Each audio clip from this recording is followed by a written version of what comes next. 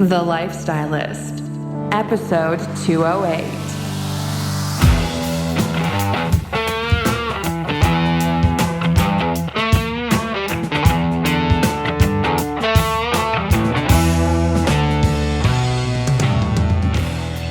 I'm Luke Story. For the past 22 years, I've been relentlessly committed to my deepest passion, designing the ultimate lifestyle based on the most powerful principles of spirituality, health, psychology, and personal development. The Life Stylist podcast is a show dedicated to sharing my discoveries and the experts behind them with you.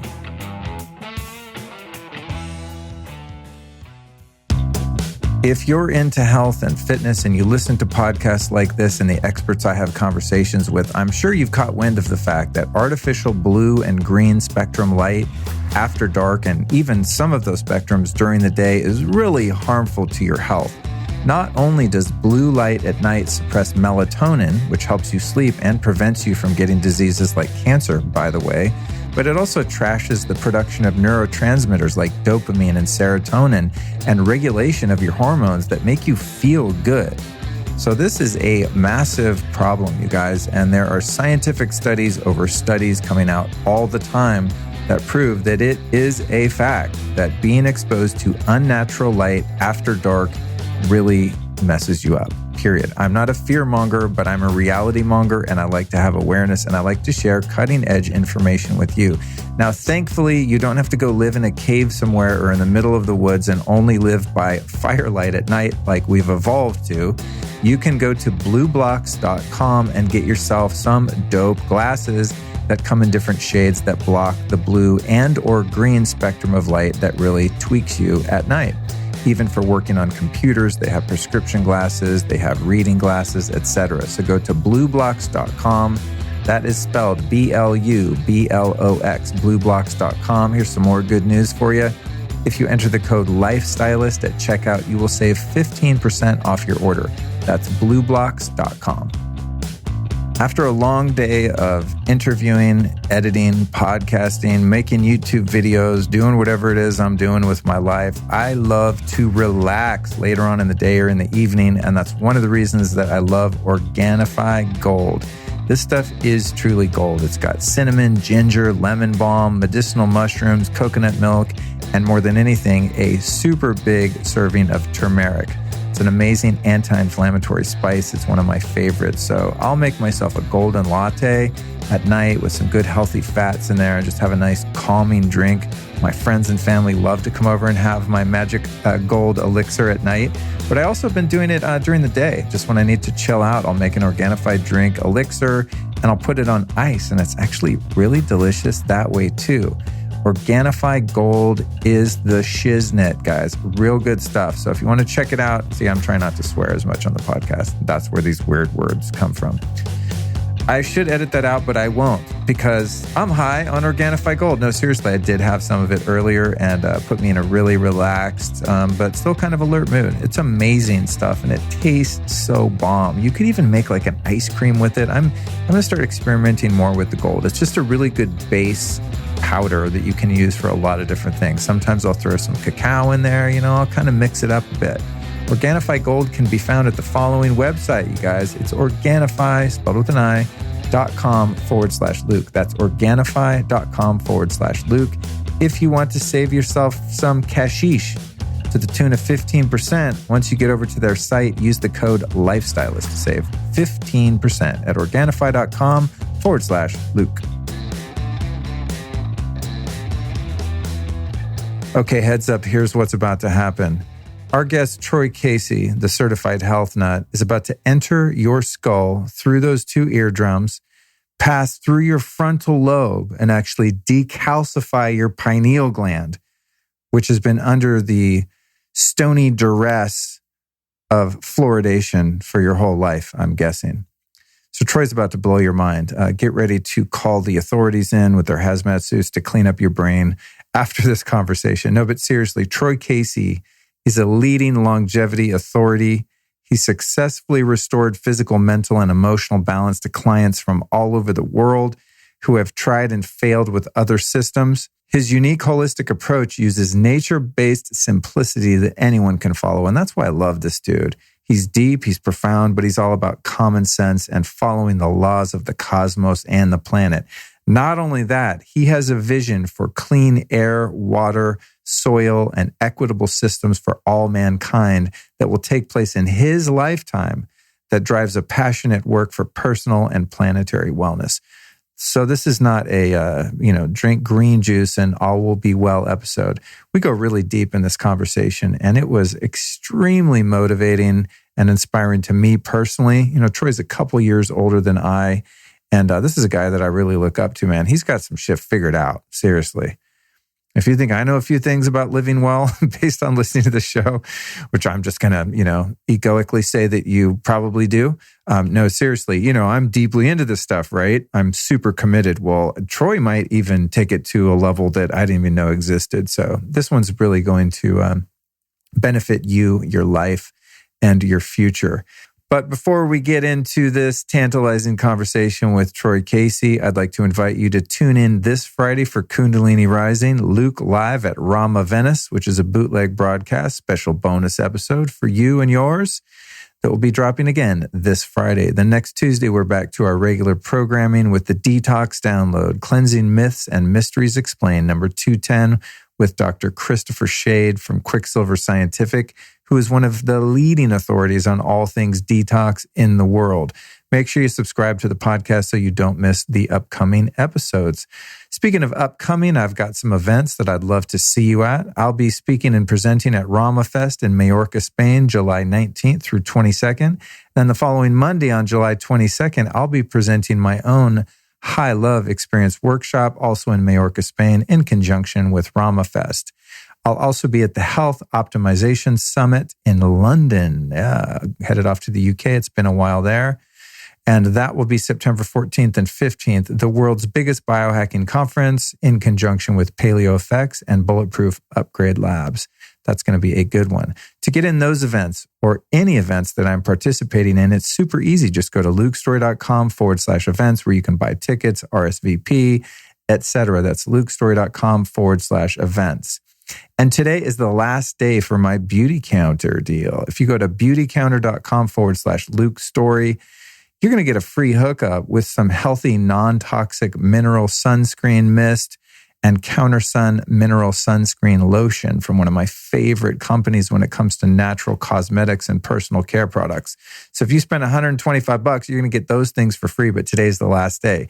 If you're listening to this after today, which would be May 28th, as I'm assuming thousands and thousands of you will be, if you want to get down with some toxin-free, clean cosmetics, you want to go to beautycounter.com/Luke Story. This company is so badass. I'll be interviewing someone from their team soon, so you're going to learn more about it. But I've been searching the world over for years now to find makeup for women specifically that actually works and doesn't give you cancer. Like even, I don't know if you know this, but the best Chanel lipstick, for example, I'm just going to assume Chanel lipstick is good. It's full of lead, man. It's really gnarly. It's no good for the planet. It's no good for animals. Crappy sunscreen is no good for coral reefs or people or kids. Normally, you don't really need to wear sunscreen in my world, but there are some people that don't have a solar callus built up and they need a little help here and there. So check out Beauty Counter, some awesome stuff over there. Let's get into this episode. So here's what Troy and I talk about. The benefits of Shivambu, the ancient art of urine autotherapy. That's has to do with drinking your own pee, among other things. No, seriously. Interesting stuff there. We talk a lot about that. I've actually done this myself, so Troy and I had a weird thing in common, which might not be that weird, as you'll soon learn. How you can tell what's working and what's not working when you're trying many different healing modalities at once. The most undervalued biohacks out there, including sleep, ice, and more. How Troy discovered that black mold exposure was wrecking his health and how he healed himself, and why you might want to get your house tested for mold ASAP, and why the antidote to complexity is simplicity. And as I said, that's one of the things I really love about Troy's message. It's all about getting back to nature and keeping it simple. Using the primordial, perennial wisdom of the Amazon rainforest to activate higher states of consciousness, restore nature, and bring the divine feminine into balance. Sounds like no small feat, right? Well, Troy's going to teach us how to do it. How almost everything that really moves the needle when it comes to healing your body, even from chronic problems that Western medicine says are incurable, has one thing in common. Ready, drum roll. What is that thing? You got to listen and find out. The modern phenomenon of spiritual bypassing and why it's critical to avoid it. Kind of an oxymoron there, right? Avoiding bypassing something. Listen up, and it'll all make sense soon, I swear. Why the root of our health and societal problems are caused by self-domestication, and why it's time to upend the systems that keep us docile, dumb, and unhealthy. Exploring primal activation and the full integration of the shadow or Christ consciousness in animal formation, and why the ascended master is not necessarily the highest level of attainment we can seek in life. And then we talk about Troy's plant medicine experiences and all the visions that have come true since.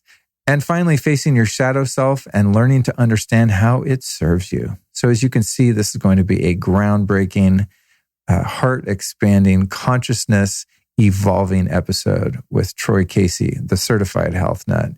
Kick back, put on some headphones, get yourself in a nice, trainable theta state, and enjoy this conversation. We'll be back this Friday with Luke live at Rama, Venice.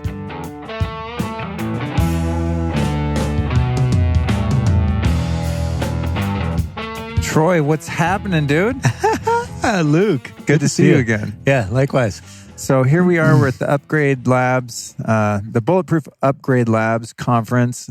Troy and I have been geeking out here and overhearing him in some conversations and doing a lightning round recording with him earlier. I'm like, I got to sit down with this guy and have a long form. We've been talking about it for a little while, and we both live in LA, but you're on the west side. I'm in Laurel Canyon, which to normal people wouldn't seem far. But when you're in either of those places, it's actually kind of hard to get together. So I'm stoked that we get to sit down. Yes, likewise. Dude, I'm going to jump right in. I want to just be super random, and I want to cover a lot of out there shit with you because I think you're someone that can go toe-to-toe on some controversial health topics. Great. Based on our prior conversation. First off, tell us about the benefits of urine autotherapy. Oh, my God. Starting off with that, huh? Yeah, so, I just want to go right in. Yeah, so Shivambu is the ancient art of urine therapy, and God, what do I know about it? First of all, I'm an intuitive guy, so the majority of my stuff, I'll hear the bad, the good, the science, just enough of it not to let me go neurotic, and then tap into my own intuition. Same here. That's how I operate.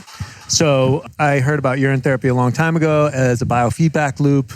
Drinking your middle stream in the morning is beneficial, and I started doing it and loved it. It just was resonant with me. And a few years ago, one of my friends I met, he cured himself of testicular cancer, and he was a Swedish national, so he had socialized healthcare. So he went back to Sweden to treat it with chemotherapy, and they nuked him. And they're like, "Oh, we're sorry, we didn't solve your cancer problem. We need to take out your lymph nodes." And he was in his 30s, and he's like, "I think I might need my lymph nodes," and like, I don't know about that. He's like, he went home and he started researching, and he found urine therapy, and he spent 3 weeks looping his own urine, fasting on his own urine, and he cured himself, including the doctors couldn't believe what he had done.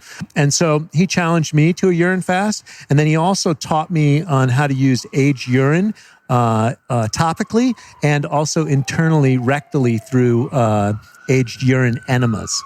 And I've always been working on my gut. That's how I got into health, fine-tuning it.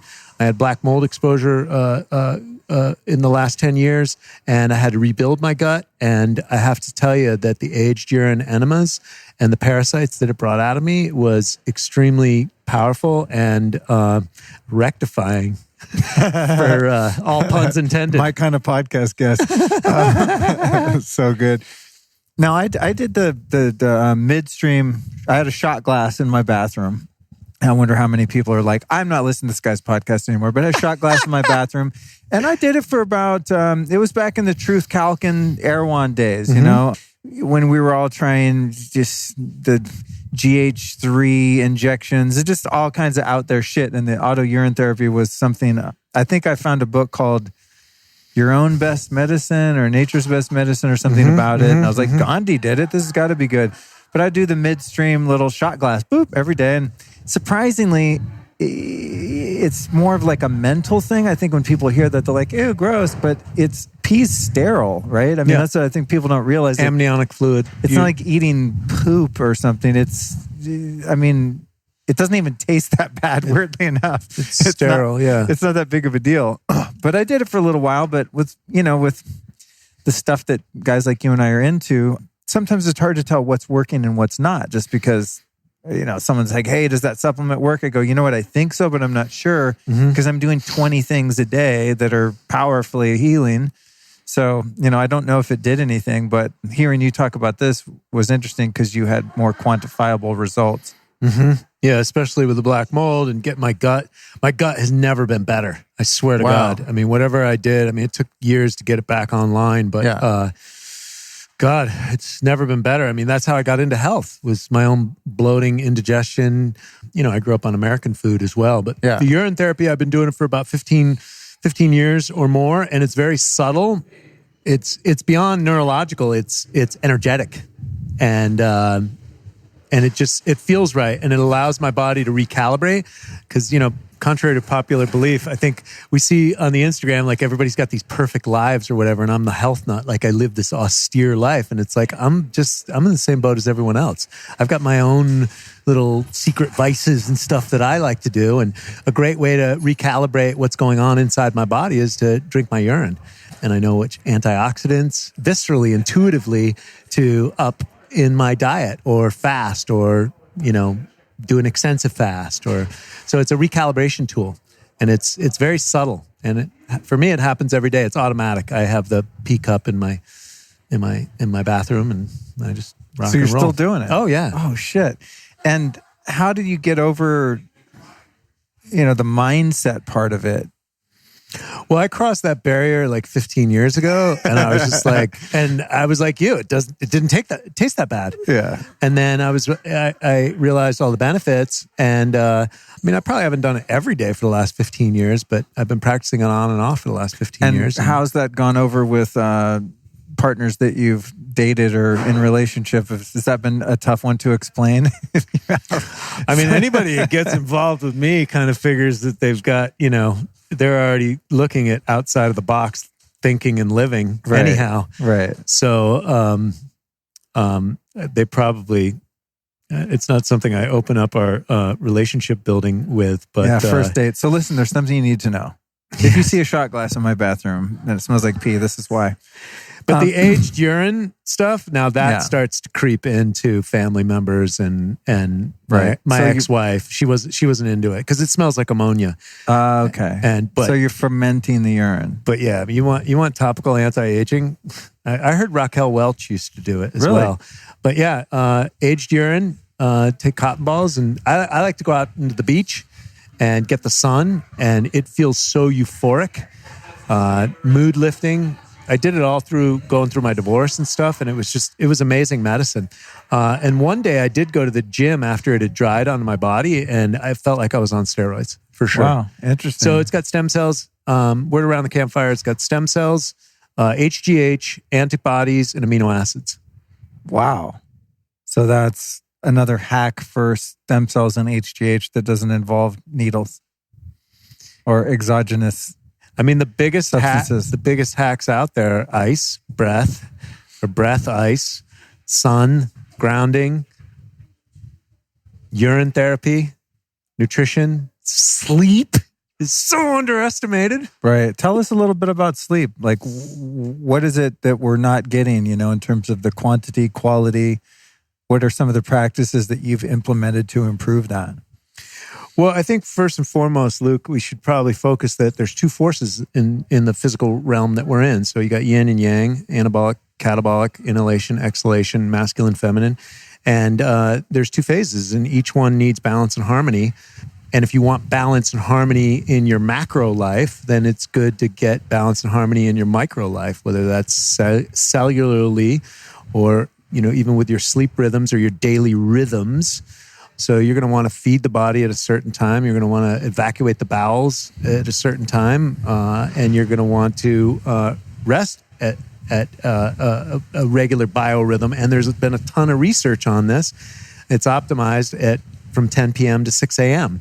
And so basically, the rising and falling of the celestial realms.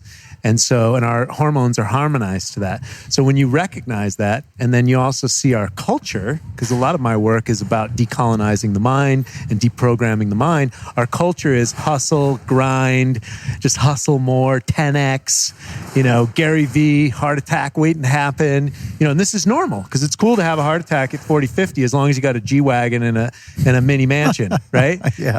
You've achieved what, is necessary as an American or a human in the post-industrial age. But anyhow, I digress. But sleep is very important. It's the anabolic phase of our catabolic life. So we can go to the gym and break it down, or, thinking is catabolic as well. And so just getting the proper amount of rest, about 8 hours is a good marker, 10 p.m. to 6 a.m. or sun up to sundown, if you will. Understanding that the blue light's affecting the hormones as well. The artificial blue light is affecting our hormones. Understanding, the primary hormonal pathways, cortisol, adrenaline, and insulin, and working to keep, balanced hormones is essential with sleep. People want to hey, how do you boost your testosterone, or how do you balance your hormones? And it's sleep. Sleep is so overlooked, because if you want your anabolic, if you want your androgens, you're building up hormones, then you have to rest, and your cortisol needs to be put away to sleep and balance, So what's the story with the black mold? When you talked about that exposure, how did you find out? What did it do to you? And how can someone figure out if it's going on in their environment? Well, I would first of all say, if you got weirdo symptoms and nobody can figure out what it is, have your house tested for mold, first and foremost.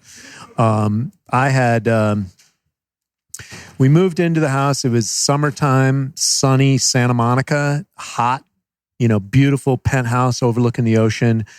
And the winter came around. My wife started thinking, is there something in the carpet? And, years went on, and we had my second child as soon as we moved into that place as well. So I just thought I was a tired new parent, right? But as time went on, I had upper respiratory infections that were lingering for long periods of time. My neighbors were sick and kind of stuffed up. And then I started asking questions, because one of the neighbors was real stuffed up. And I was like, have you ever had your place tested for mold? And he's like, no, but before you guys moved in, the sprinkler system broke, and we had ankle deep water in the penthouse 5 times. And I was like, oh, shit. Oh. So we had it tested, and sure enough, we had Stachybotrys and Aspergillus penicillium, which are both extremely Those are the gnarliest. Dangerous. Yeah. And in terms of the mold testing, is there not this sort of old school method where they come in and they swab the air outside for spores, and then they swab the air inside, and they're like, it's basically the same, and that's like a fake ass test that's not very effective. And then there's one where you can go around with, a swab or a Kleenex or something inside your house, and you test all the different surfaces and send that in. Yeah, I'm not a bioremediation specialist. I will say this. Search the assessment from someone who doesn't sell remediation services. Okay. So the conflict of interest. I'm looking at my Evernote here. I found something. What I hear is the shit. It's called the ERMI test. ERMI. Mm-hmm. Have you heard of that? No, I haven't. That seems to be the one that people recommend. And it's, you go around the house with rubber gloves, and basically you do your own specimen sample and you send it in. I have a site called mycometrics.com, and it was recommended to me because I know when you do, when you're going to buy a house and you have to go get the inspection, they'll do a quote unquote a mold inspection. Surface kind of. Yeah, but I don't think it's the real deal, Holyfield, like this is. So yeah, anyway. And you mentioned a couple of different ways. So when my guy came in there, he pulled back the rug, looked for visible signs. Okay. You look for watermarks on the ceiling and on the cracks, and where your apartment buds up to other apartments, potentially their bathroom, right? Yeah. And then it lives in the walls. and then they can test the air, and then that you close the house up for 24 hours, and then they test the outside and the inside. Oh, okay. And so there's variable testing. Okay. The best guy I know on the planet for this, and I think I found him through Dietrich Klinghardt, who's the big Lyme kind of autoimmune guy up in Seattle, is gustinviro.com. I forget what the guy's name is, but his last name is Gust, and it's gustinviro.com, and he tests for mold and radon and stuff like that, but also EMFs and cell phone towers and dirty electricity too. Oh, nice. So he does all that? Oh, that's amazing. And I think last time I checked, because my good buddy Paul Check used him when he had a kid, and he came and did the house, and I wanted to say Paul said he did his house for $800, and now I think he's $1,500 to come and assess your home. That's not bad. I mean, your average EMF assessment alone is going to be between $1,000 and $1,500 usually, depending on the square footage of the house and stuff, and how thorough you want them to be. But that's actually really cool. 'Cause that's the thing. It's like when you're living as a domesticated zoo animal, like we all are, the fucking cage gets broken. That's the thing. You have these unnatural electrical fields and radio frequencies and magnetic fields. And then you have, a sealed up structure that would never exist in nature. Right. And then we're like, oh, we're safe inside the house. I mean, we'd actually be, aside from extreme weather or predation, we would be much safer outside of a house, right?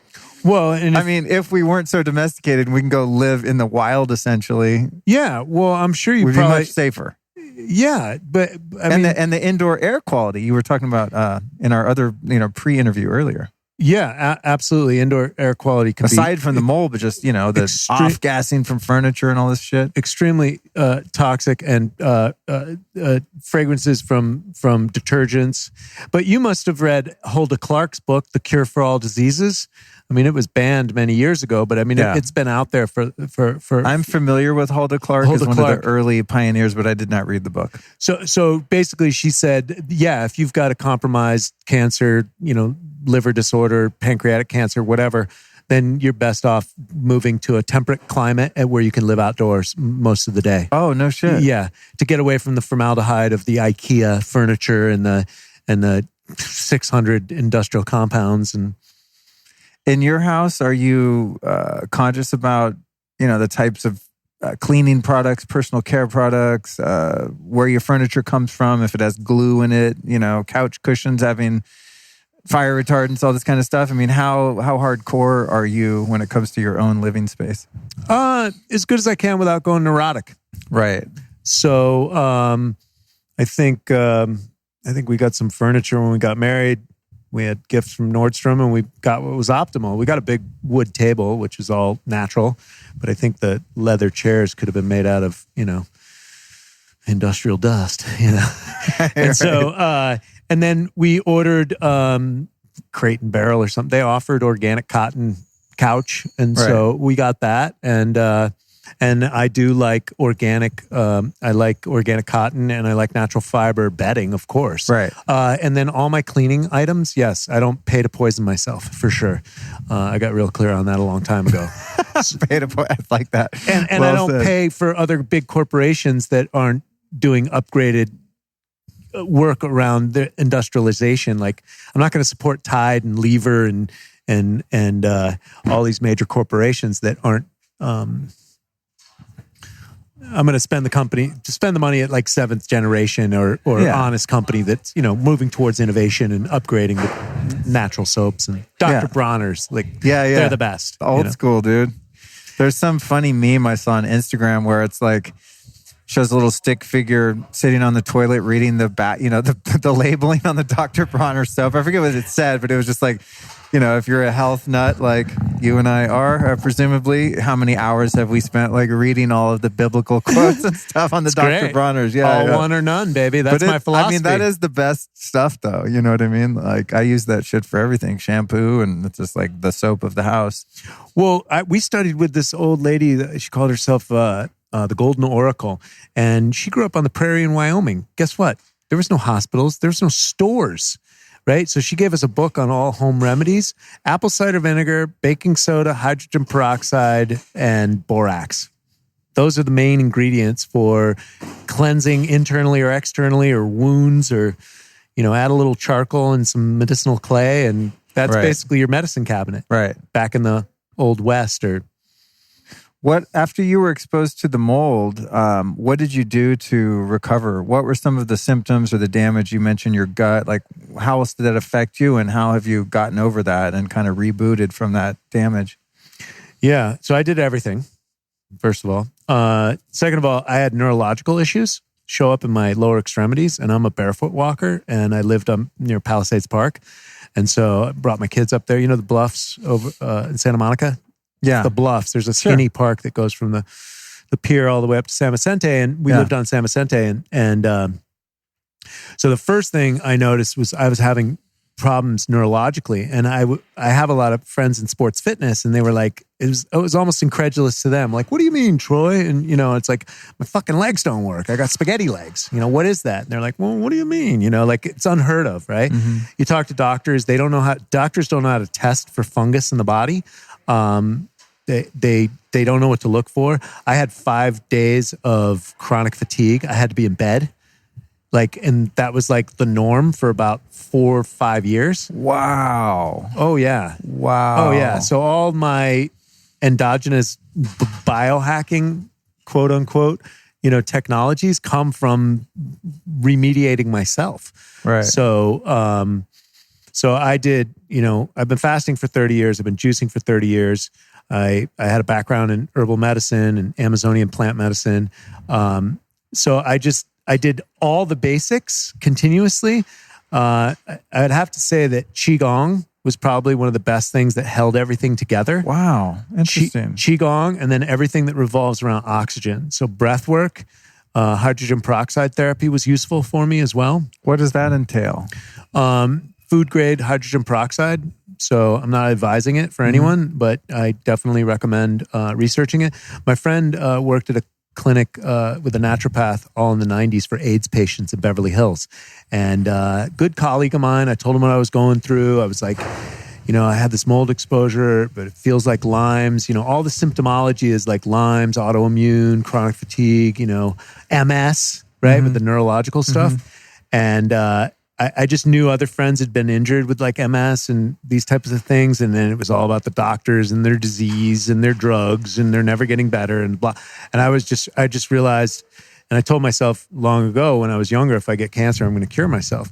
And so I was just like, all right, I have to apply everything that I know to this situation. And at the baseline, I had to cover my hydration, nutrition, sleep, thoughts, breathing, sunlight. I had to get those at a baseline daily. That's my daily practice, making sure that I've covered my foundation bases. And then that's when I started branching out into the esoteric. I bumped up my urine therapy experience with my friend. I did the hydrogen peroxide therapy. And again, it comes from this colleague, very high level guy, worked with very sick patients for many years. He turned me on to that. And it only makes sense that the antidote to complexity is simplicity. Right. Right? Right. And so hydrogen peroxide is so simple. It's an oxygen bond and it goes through the body. I don't know exactly what it does to the body. What, do you just drink it? So what was the actual protocol you did? The protocol that I researched on the internet, and what I recommend everybody do as well.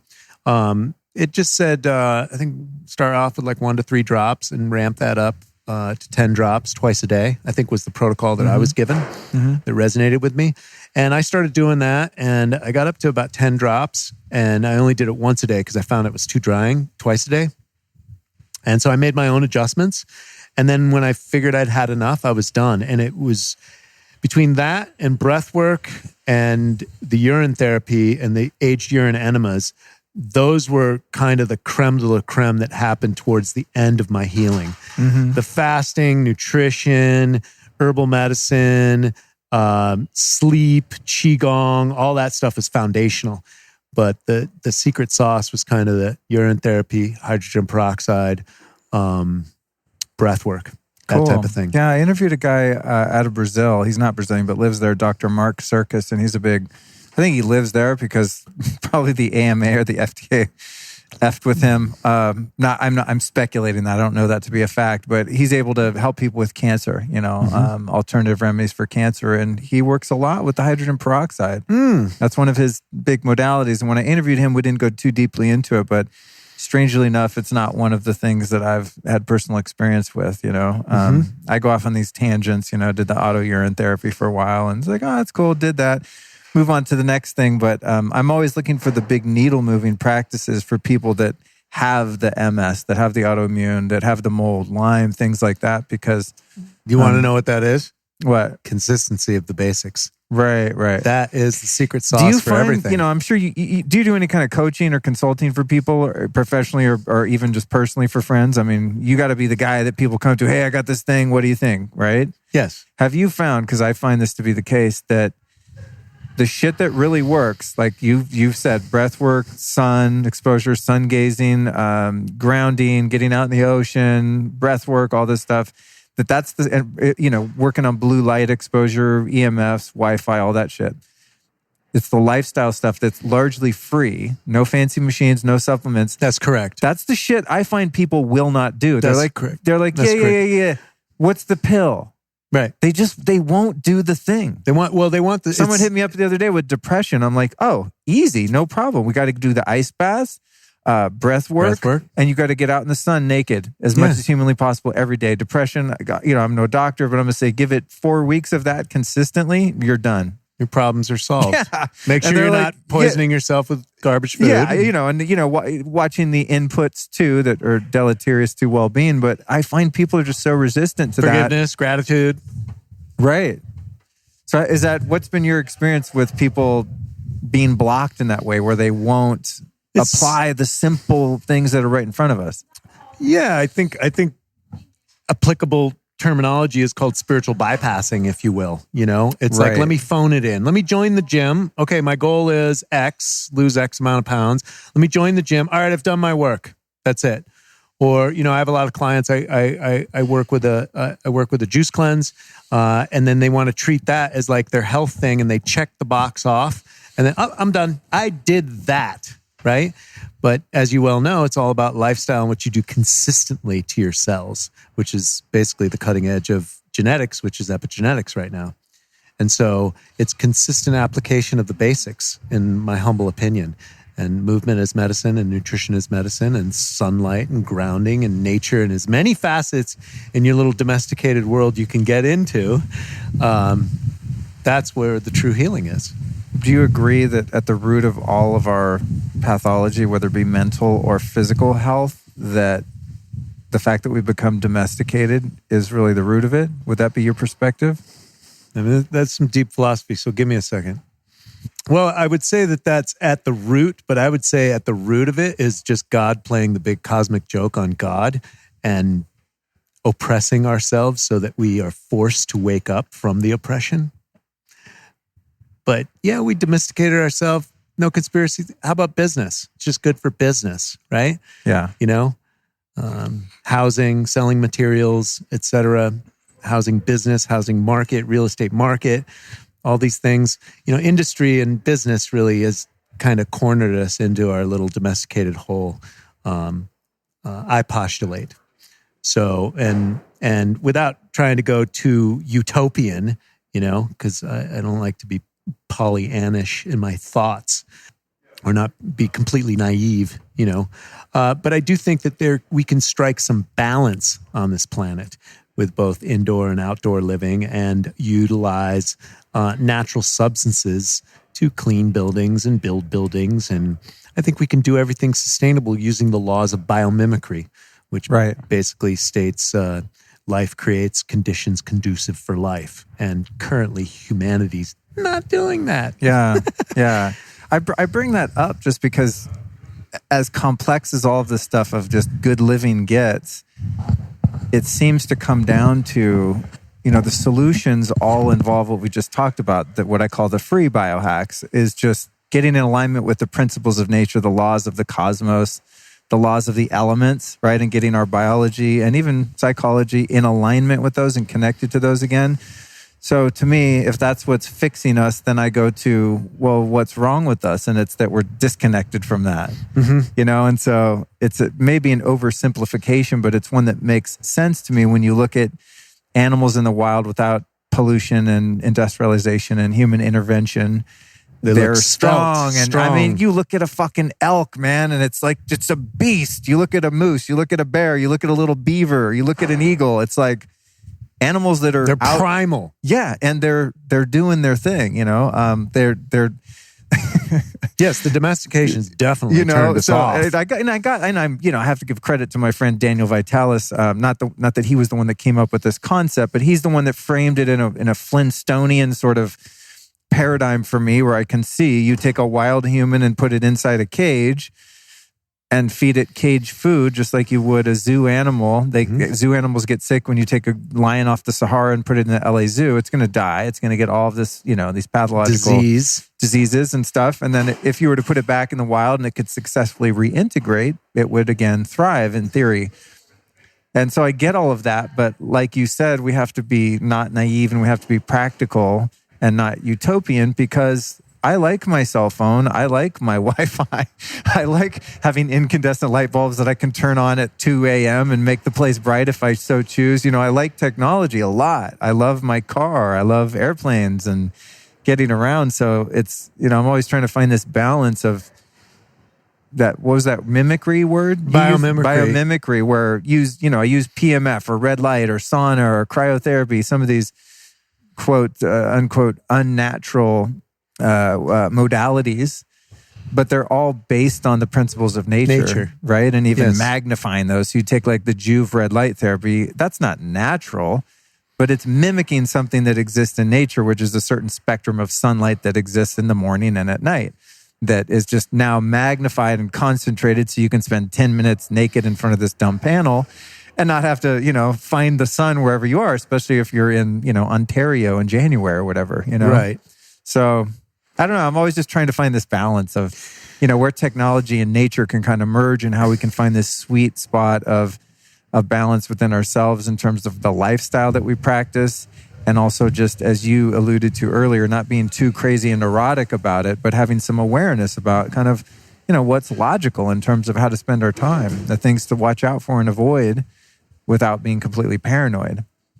I agree 100%. And then I would also postulate, Luke, that once you're awake to some degree, at least that you are sourcing healthy food for yourself and some form of holistic living, clean water, then you realize that you're connected to the earth, you're connected to the community, you're connected to the all. And back to Dr. Bronner's all, one, or none philosophy, ultimately, and that we are all connected to the earth and the earth's ecosystems. And if we don't do something as men and make a stand, because if you look at the political structure and the geopolitics and the way business is going, it's going to go towards increasing its triple bottom line. And we're dealing with chemical companies, pharmaceutical companies, other companies, oil companies that are contributing to the demise of our species, ultimately. And so everything's up for renegotiation. It's time for innovation. And it's no different from the Wright brothers wanting to fly like an eagle. And so it's time to upgrade the systems. And as far as I can see, because I worked in the Amazon for 8 years with an herbal company down there, and I understood the dynamics of not only the ecosystem, but also business. Oil exploration is a big element in the Amazon. People don't realize that. Once the roads are cut for oil exploration, and maybe there's no oil back there, then the Indians will fell the trees, sell the trees to the lumber market, and then they will burn the bush and grow cash crops, anything from coca and coffee to chocolate, for example. So wow. So we're entrenched in the systems, and at the first level of deforestation in the Amazon, it's not the only, but the first level is oil exploration. And then you look at what we're doing in the Sudan and Darfur and Afghanistan and Iraq. And so it's time to really grab our consciousness together and see where we're at as a species. And we're running on dinosaur fuels. We're running on an antiquated idea of fossil fuels. It helped us get Manifest Destiny to where it is right now. But now what are we going to do? The oceans are dead. The coral reef just died. A couple months ago, it was announced that, they're toast. The rainforest rainforest has been being cut down at an alarming rate. The soils have been depleted in the United States of America. 70% of the American people are obese or overweight. That's directly related to our results. You are what you eat is an axiom that's not going away anytime ever, right? In the biological framework. And so if we're doing this to the populace, then 70% is close to 100%. And if I don't do something, right, I'll be eating Soylent Green, GMO, packaged, microwave frankenfoods like everybody else and be sick like everybody else. So it's more of a responsibility once you start going down that biohacking, that health, that holistic health realm. You start to see that you're connected to the all, and it's a huge responsibility. And if we're truly going to upgrade the systems on this planet, then oil and money have to be recalibrated. Money is just an idea from the central bankers that figured it out in 1913 and put in legislation and did whatever type of corruption and collusion inside our... While Congress was on vacation. Right, exactly. The Federal Reserve. I remember when I first found out the Federal Reserve was a private cartel of international banksters and not actually part of the government. There's just... Or a business no different from Federal Express. Yeah, there's weird nuances to the big picture and the matrix that many of us don't realize until we become curious for whatever reason and dig a little deeper, And then oil. We're all using oil and we're all using currencies, but oil created Iraq, Afghanistan, like all the geopolitics we see in Libya and Syria, and it's all for juxtaposition to get to those natural resources to pump gasoline into our vehicles and propel our economy. But that's old technology. Tesla already invented free energy. Cold fusion was on the, tip of everyone's head in the 80s. Let's bring that consciousness back. Utilizing the rules of alchemy and Neoplatonic philosophy, speaking into existence that which we can conceive in the mind. So it's no different from the Wright brothers wanting to fly like an eagle or Steve Jobs wanting to put handheld computers in everyone's hands. They were all told they were crazy. Okay, that's fine. I'm crazy too. So we just upgrade beyond fossil fuels. Solar, first of all, is totally applicable and doable. We just need to get a little bit of innovation dollars and subsidize that as opposed to subsidizing oil wars. Right?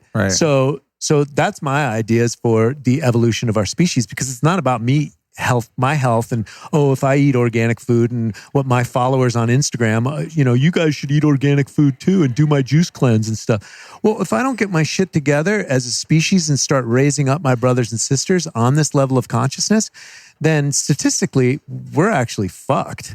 If you look at the environmental statistics and you listen to Elon Musk talk, because he studied this as well, he wants to go to Mars. I say let's bring heaven on earth right here, right now. I like that perspective too. It's not waste a great planet. Well, it's funny. There's so many well-meaning causes and movements that I see sometimes, and it's like, the heart's in the right place, but you're not talking about money and oil. Yeah. I mean, in terms of the environmental stuff, there's another big one that people often miss too, which is, to me, the lowest hanging fruit, and that's this geoengineering issue that we have, where the skies pretty much worldwide at this point. There used to be countries that I would visit where you didn't have it. And I'm talking about... It wasn't in the Amazon when I was working down there. Yeah, mysterious planes that just look up geoengineeringwatch.com, listeners, or we can put that in the show notes. That'll be a good place to start. But essentially, we have planes all over the planet flying around, spraying some white dust. Weather manipulation. Yeah, kind of white dust in the sky, and it stays there forever and looks like fake clouds. And you breathe it in. Yeah, and we don't really know, the official story is it doesn't exist. The next official story is that, it does exist, but it's for our own good to fight global warming. And there's really no one admitting, what the stuff is, why it's there. And I talk to people and they're worried about cow farts in the environment. And I'm just like, that's cool, good for you. But have you looked up lately? The very air we breathe is literally being poisoned with something. And no one's really fighting for that, or fighting the people that get assassinated because they come up with some free energy device, and next thing you know, they've shot themselves in the back 4 times in apparent suicide. Right. That kind of stuff. I mean, over the years, I've definitely been focusing on more of the fringe media, and now I'm kind of one of them doing what we're doing here, sitting in a conference with a recorder. But I like the way that you think outside of the box and think forward, because it is a certain point. You want to meditate, you want to get yourself right. You want to do your breath work, get healthy, but then what? Then you just sit there. I feel fucking great. Good luck, you guys. You're compelled at a certain point to share the knowledge that you find, to share the big picture and open people's minds to ideas that are going to affect upstream, you know, whether it be politics, business, and I'm seeing a lot of positivity in all of those areas myself. But yes, I see. And I think it has a lot to do with this type, not, you know, to give my podcast credit, but just media that's outside of the matrix for people having platforms, at least while we have them now, where you can share ideas without being beholden to the corporations. The people that advertise on my podcast, they don't care if I talk about chemtrails or vaccines or anything else. That's not their business. They're trying to sell a brain supplement or a red light thing or hemp oil or blue blocking glasses or whatever. They're outside of the matrix too, right? As corporations, and they're the corporations that are taking us into that next level of commerce and awareness about not only personal health but environmental health. Well, thank you to all your sponsors, man. Yeah, they're cool. That's why that's huge. I mean, we all have to collaborate and help each other go to the next level because we are up against a machine that's already running. And I don't like to be bad or good or point the finger at other or whatever. We're all in the same boat. It's like if you look at the highest level of Vedic scriptures, this is the big cosmic joke, right? This is just God tricking God into remembering that God went to sleep, you know, or took that LSD and forgot about it. Yeah. You know? Yeah. Oh yeah, that's right. Well, I like what you were saying earlier about the cosmic joke of, you know, in the micro where we're individually eventually living by our instincts. I mean, I'm reading into what you said and taking it further, but we're living by our instincts and we're living in the animal nature, ignorant of the spiritual higher self nature that we have, which is the part that is more holy or at least consciously connected to God.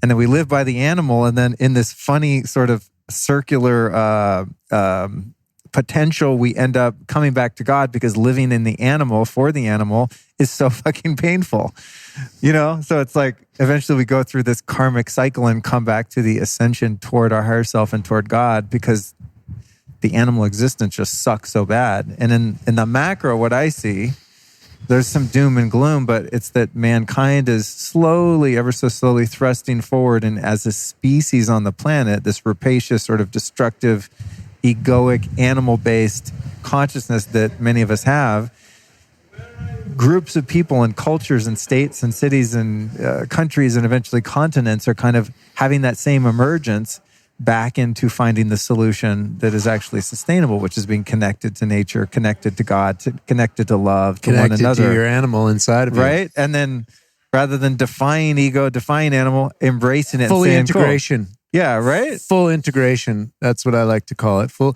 primal activation and then full integration of the shadow. Okay. Go into that a little bit. So in my work, you know, especially with men and clients my age, I'm 50. How old are you? I'm 53. Oh, you're a couple years older than me, yeah. And so for me, it's all about turning on that primal animal, the biological animal. We are spiritual beings in I like to call our spiritual spacesuit, which is our animal. We're biological animals connected to the laws of biology on this planet, the closed organic cycle, life eats life. And so coming back to fundamentals, so one physical way that you can do that is just by doing squats, or either a full squat or doing some variation of the squat that puts you into your adductors, into your glutes, gets your animal. I think Ido Portal does the animal flow, and there's other yoga that goes along with that as well, and qigong. So whatever activates the animal. Now the animal needs certain things. It needs approximately half its body weight in ounces of water a day, and you want pure water. It needs some nutrition, some sunlight. It needs to sleep, and it needs to move. Right, the animal needs to move, and that's why it's so important. Actually, I think stored in our fascia. I like to take out the electrical impedances because we're electromagnetic beings, and the minerals and the energies all flowing through our meridians. And if we have stagnation between, the mind stores tension in the body. These are the principles of yoga. And so you go through the body to release the tension of the mind. And so we can grow at almost any jump off point. So we could work with the mind or we could work with the body, but becoming clear that your animal requires a certain foundation principle for health and optimization. Then I postulate kind of correlate it to Tantra, sexual Kung Fu, some of David Data's work, finding God through sex. And you turn on your animal to the highest level and you're conscious on emergent present moment reality, everything that's happening in the moment, right? Good, bad, or ugly, and loving on it, right? Because this is life on earth, no matter whether it's good or bad. And this is loving on the letter from the IRS, the divorce papers that have been served, the car accident, the mold, right? This is the new drug, right? Okay. I like this. This is great. Yeah. You want to get off drugs? Ride the drug of not having the drug and enjoying that and being cool with that. Right. That's your new drug. Right. Right. So, ultimately, making sure that we have all our needs as a biological animal, and then activating back up to either ground heaven on earth or access the divine through the animal. Because that's what the pineal gland and the temporal lobes are for, in my humble opinion. The limbic system's all for survival and, right, to handle the animal, but right. This is for the evolution.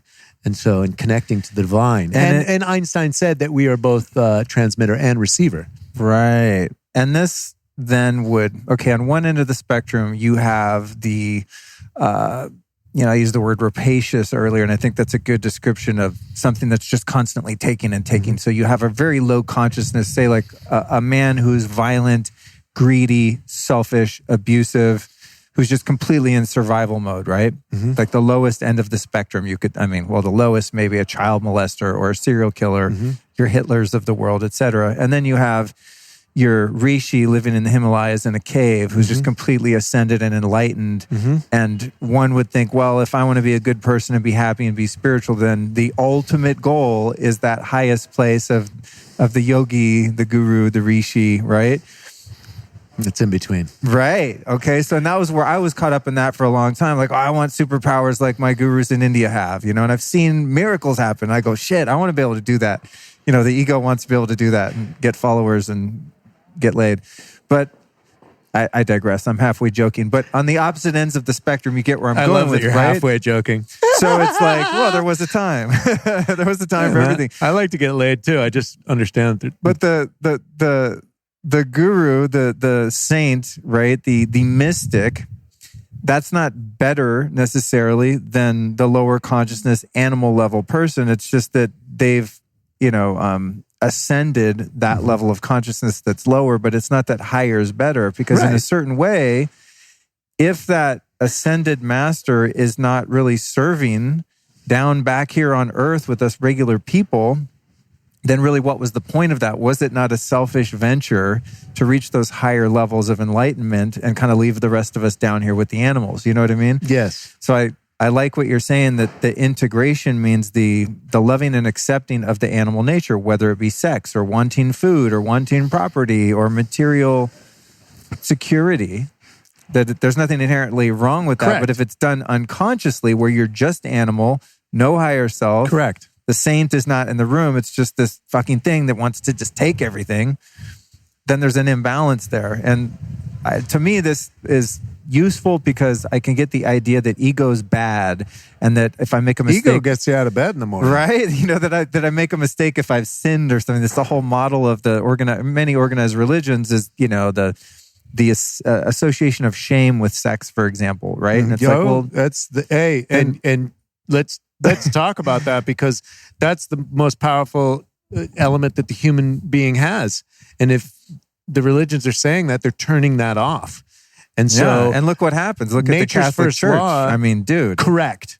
Right? So they're trying to squash the most powerful force in the human being body. And what's that doing to that church? What is coming out for the history, the whole historical record of that church? And so nature's first law is self-preservation. Everyone wants to get laid at the biochemical level. So can we call a spade and come out and be unpolitically correct and say, I want to fucking have sex and I like to have sex? Because that's the truth.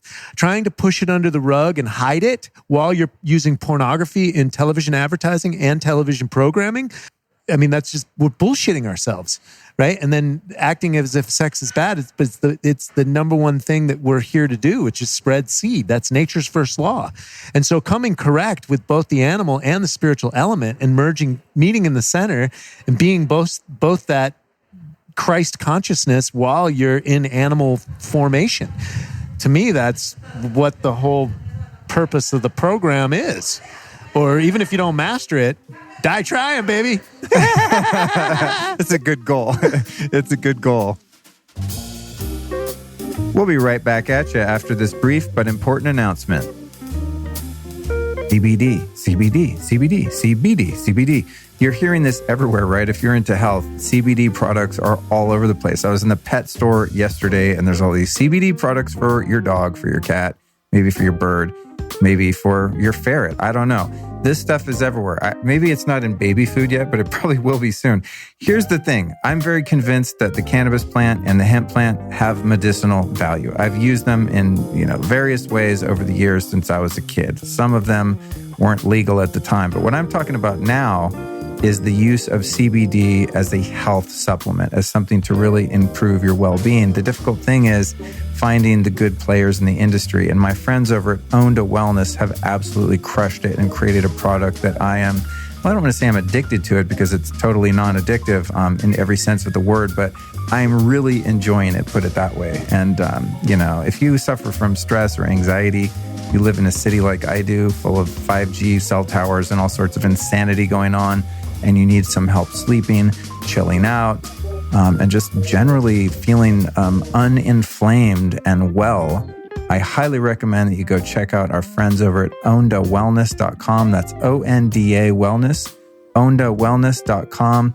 And by the way, when you get over there to get their fantastic full spectrum line of products and even bulk oil, you can use the code Luke15 at checkout and save yourself 15% off. So that's ownedawellness.com. Some fantastic CBD products over there. No chemicals, no BS, organically grown, really, really potent, strong CBD. It's fantastic. And it's one of those things when you take it, you actually feel it. Not in the sense that you get high, but you feel your nervous system just kind of take a sigh, like, and that's a feeling that we all can use more of. So go to ownedawellness.com, enter the code Luke15 for 15% off. And now back to the interview. Yeah, I like to think, if I'm going to get angry consciously, to really be present there for it and kind of enjoy it. It's like, okay, you know what? I really need to express this right now, and I'm going to be conscious enough to do it in a way that's not harmful to other people. But sometimes it's just part of the human experience. And again, to deny your sexuality would be the same to deny the rage that you sometimes experience, which is sometimes, very rarely justified. Well, and that's why we do a lot of men's work as well. Because men, we just want to get around each other and just really get stuff off our chest. And we've all been raped or pillaged or hit someone or been hit or whatever. And we've kind of lived the same thing. I mean, I've been in men's works with people that have been in prison and, the worst abuse. And once you kind of get it off your chest and you kind of connect with others and know that we're all in the same boat, that's why I feel it's so important to do men's work specific. I do co-ed work as well, but men's work specific. So we can just it's like permission to be okay, to be human. Yeah.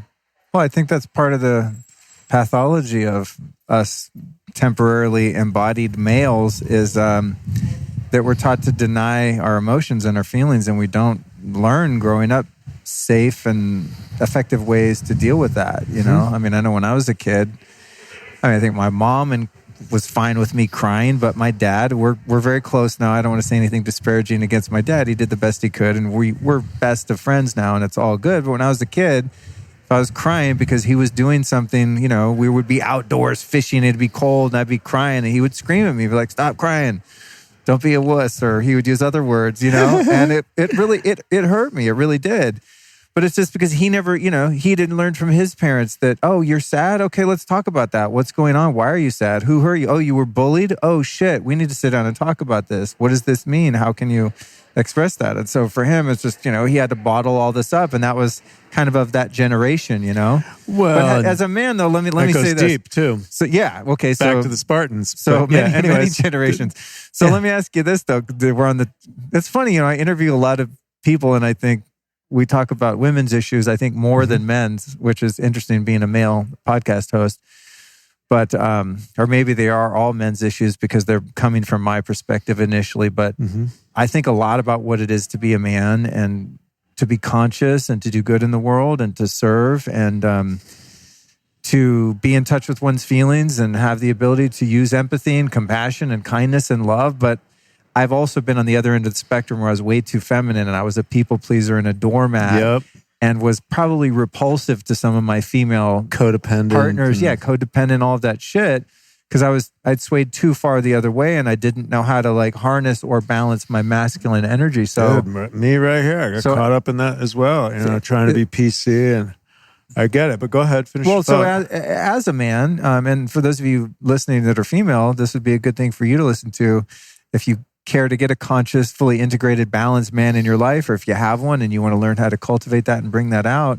What is the middle ground for us of being able to cry and express our feelings in a healthy way, but not to become, saps and leaves in the wind, to become a wet noodle?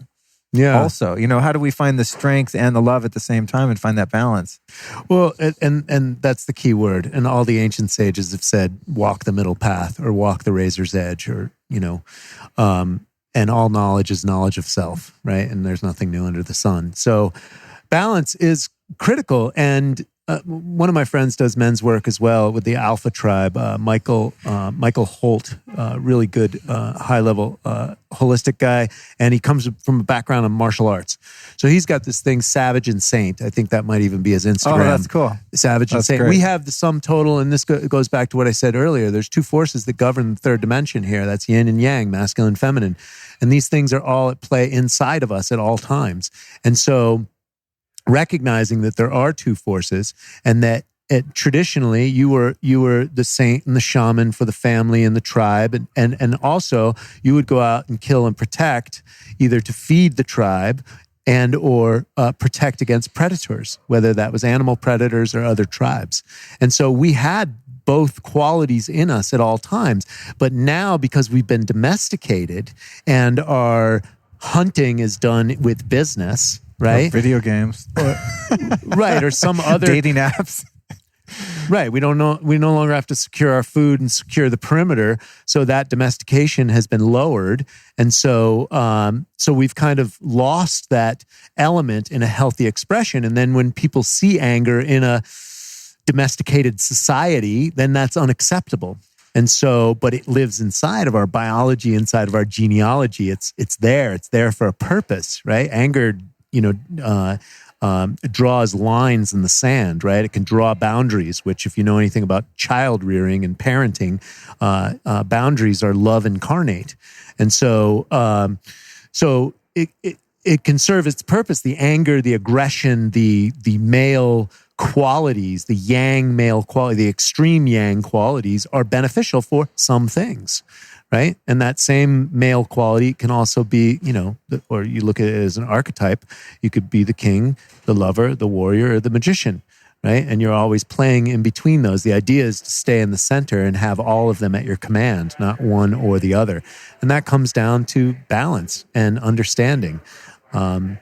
And that goes into all the stuff that you teach, from meditation to ice baths to exercise to nutrition and exploring consciousness. Because more than anything, this conversation for me is really about exploring consciousness. People ask me, what is certified health nut? What do you do for a living? Ultimately, everything's about health and consciousness for me. And at the cornerstone of everything, it's all consciousness, period. And we are going through a huge evolutionary leap in human consciousness, in consciousness, period, on this planet, because we take the consciousness of the planet with us as we evolve. So I believe that it's going to be a vibratory octave shift. There's some crazy energies going on right now. It's really interesting. I think people that are more plugged into mainstream media are thinking things are really bad. I think things are great. Great, man. Better than ever. Totally. And honestly, if you look at the statistics of war, of famine, of disease, Have of you seen slavery. The last 2 years, the wars died down. Yeah. It's crazy. Yeah. But if that doesn't sell commercials on TV, on news programs. What sells is the previous administration started Yemen, Syria, Libya. Those are crimes against humanity, guys. That's not democracy moving across the globe. That's oil exploration for the military-industrial complex. Yeah. It's funny though, because I always it's so hard for me sometimes to not talk politics, but I honestly don't think I'm well informed enough or educated enough on the topic to really delve in there, because some of my opinions would be sort of radical, I think, by some standards, especially in Hollywood and kind of the culture here. But I do find it strange that, going back over the past few presidents that we've had, the amount of carnage at the hands of the United States, like the amount of Muslim people that have been murdered under the last administration, for example, for 8 years straight. Or how about just utilized and marginalized for strife in other parts of the world so we could get at the natural... Yeah, you motherfuckers fight while we take the oil. Yeah. I mean, that's the whole... That's what conquered the continent of Africa, is the divide and conquer and the tribalism. And you see the media trying to do that here. Fuck yeah. With racism, sexism. With all of this stuff. Yeah. So it's all bullshit. It's just interesting when you're not plugged into that. I'm not saying I'm better than people that watch CNN every day or something, but I do shop around for news and I want different perspectives. And every once in a while I do pop in and I watch some mainstream political commentary and I'm like, most of the time, like, you guys are so full of shit. Totally. This is actually not what's going on, And so I watch it all. Now I'm watching, as you said, I'm watching wars actually end and troops being pulled. I'm thinking, okay, everything's not perfect, but wow, that's actually progress. But, because there happens to be a figurehead that's very controversial and that a lot of people don't personally like because of rhetoric and hair and skin color and whatever. Or who owns the media that's programming everyone that the guy's an asshole. That's kind of what I'm getting at. Who owns the media? Like, let's look at that. And then what's his big point of contention? He's fighting the media. I'm an observationist. I'm an apolitical human being. Likewise. People can tell me I'm this, that, or the other thing. And look, I wanted hope and change just like the rest of everyone who got suckered into the whole Obama situation. But the fact of the matter is I'm also a realist and I pay attention to actually what's happening on the globe without the blinders, what's happening business-wise. And there's ways that things are done. That's why my whole solution is, ultimately it's we've got to innovate beyond oil and money. Those are the two things that are holding humanity back: fiat currencies and fossil fuels. And so my major solutions for humanity, and I'm running for president of planet Earth in 2020, by the way, Luke. Yes. Oh, perfect timing. My platform is clean air, water, soil, equitable systems for all mankind in my lifetime. And my solutions are free energy, so hashtag free energy, self-care education, permaculture, and gift economy, where we all give our gifts for that which we love. And I will expound on that because my mother, who's 72 years old, just recently moved back to Hawaii. She moved to Scotland last year and almost drove her and her husband crazy to depression and suicide and like murder. They were ready to kill each other. They moved back to Hawaii and her old company gave her a job and she is so grateful for that job and loves that job. So that's just a perfect example of someone who does what she loves in a business that most people, like, I can't work for another person, but that job that's supporting my mother is supporting her whole life and consciousness. So I think if money wasn't an issue, she'd have to do that for her own time and expression of her soul anyways. Right. So the gift economy is totally doable. And Michael Tellinger has a little bit more work on this. His work on ancient civilizations and the future of our species. That's super cool. I've actually experienced, and I have a feeling Burning Man might be kind of set up like this. Yes. It's not something I've been called to, but I used to go to a lot of Grateful Dead shows back in the day. And the economy in the Grateful Dead parking lot was like, I'll trade you a sheet of acid for 10 veggie burgers, or I'll give you an eighth of weed for those sandals. And, it's like, It was so cool. You went there and it wasn't, you never asked your buddy, did you bring any cash? Like, cash? No, I got a cooler full of beers. We're going to trade those for tacos afterward or whatever, I mean, it was a sloppy version of that sort of barter economy, but yeah, and people would sell clothes or they make a little beaded necklace or whatever. It wasn't all. And this is beyond barter, what I'm envisioning. It's gift. Okay. It's full-blown gift. Oh, so there's not even a commerce element. Give what you love. Give what you do. Contribute. Some people like to cook food. Some people like to grow food. Some people like to watch children. Some people like to make babies, like me. Some people like to speak in front of audiences, which is the number one feared human endeavor. I know. Why do we do that to ourselves? You and I, meaning So right now I'm each like, one has their own gift is my point. But what if your gift also kind of scares the shit out of you, but you just keep doing it? That's what I've been wondering. Like this year I was kind of planning out the year, and I have been invited to some really amazing speaking opportunities. And I'm like, yeah, this is what I want to do. Like this is going to be part of my quote unquote business model. And then I book a couple things, and then I go, shit, why am I, now I have to get up. Like I was just looking at the conference today going, I'm kind of glad I'm just hanging out on the DL recording podcast. If I was the guy, and here's Luke's story, and I come out, it's like, but then once I get out there, magic. My heart opens up, and it's just this flood of, I don't know how to say it. It's kind of weird, but yeah, this flood of love and inspiration and knowledge comes through. At least subjectively, that's what it feels like to me. Your gift channels God. Yeah, but it's just, it's weird. But I do envision this somewhat utopian world where everyone cracks the code and breaks the matrix that to get your instinctual needs met, your food, your shelter, all of that. To be able to support a mate, a family, that you have to do something you don't want to do for someone else who's stacking up all the chips. Right. And what a guy like you's managed to do, from what I get the feeling, and I eventually figured out, was, no, I'm going to do something that adds value to the world, that I love doing, that I'm passionate about, and I'm going to be able to support myself and, hopefully someday a family doing that. Dude, that is the key to life.